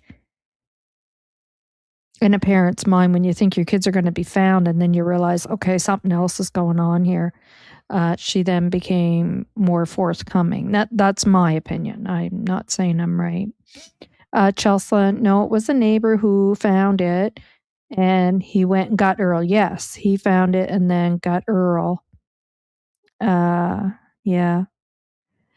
Guys, I know there's lots more. Hi, Dottie. Thanks for being here. Anybody I missed that came in, I apologize. It's just because I'm way behind in the chat. Just clapping seal. Thank you. Jilly Bean. Thank you. Thank you all for being here. Cassandra. Anybody else I missed? I apologize. Leslie.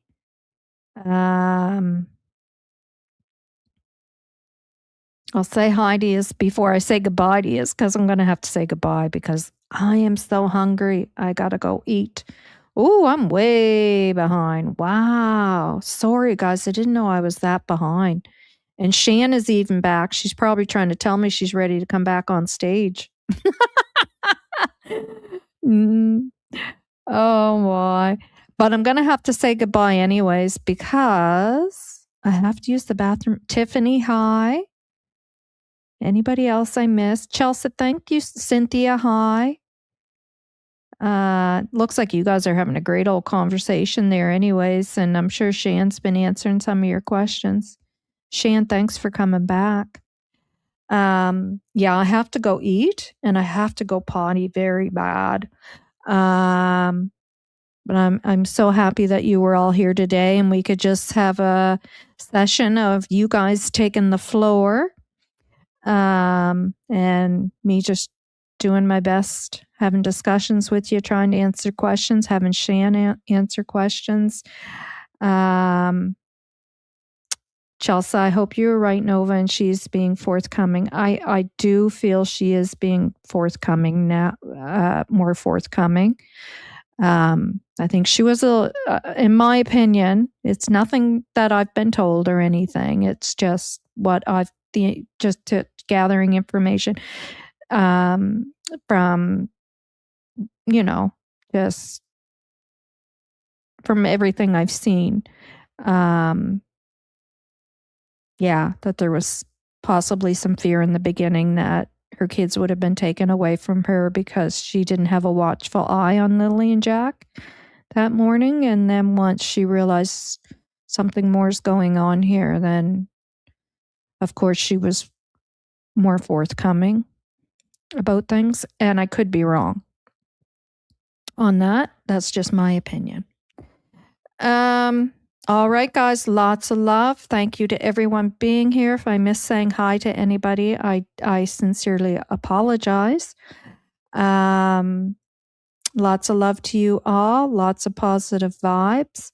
And, I will see you again sometime. I'll play the missing posters guides on the way out there for you all to see. And the numbers for RCMP and unsolved crime will come up. Make note of those numbers. And of course, I'll show some pictures of Lily and Jack here before we say goodbye. Precious babies. Oh my God, they're so precious. So heartbreaking that this happened. My God. They're so beautiful.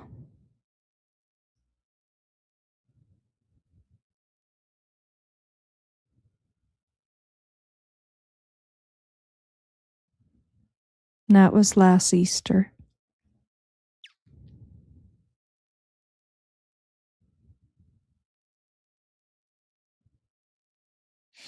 I just love how Lily, whoever she's looking at there, how she's looking at them, looking into their eyes. I don't know who it is she's looking at, but so sweet. Yeah.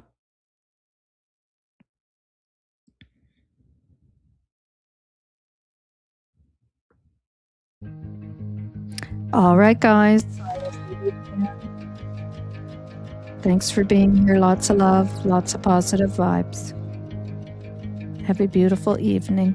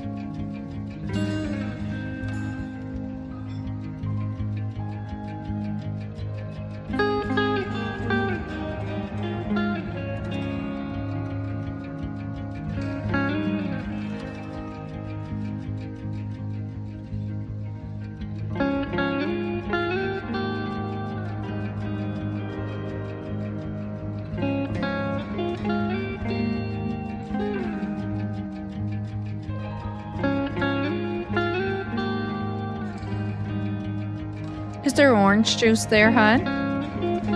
Can you get me a drink? My sugars are low.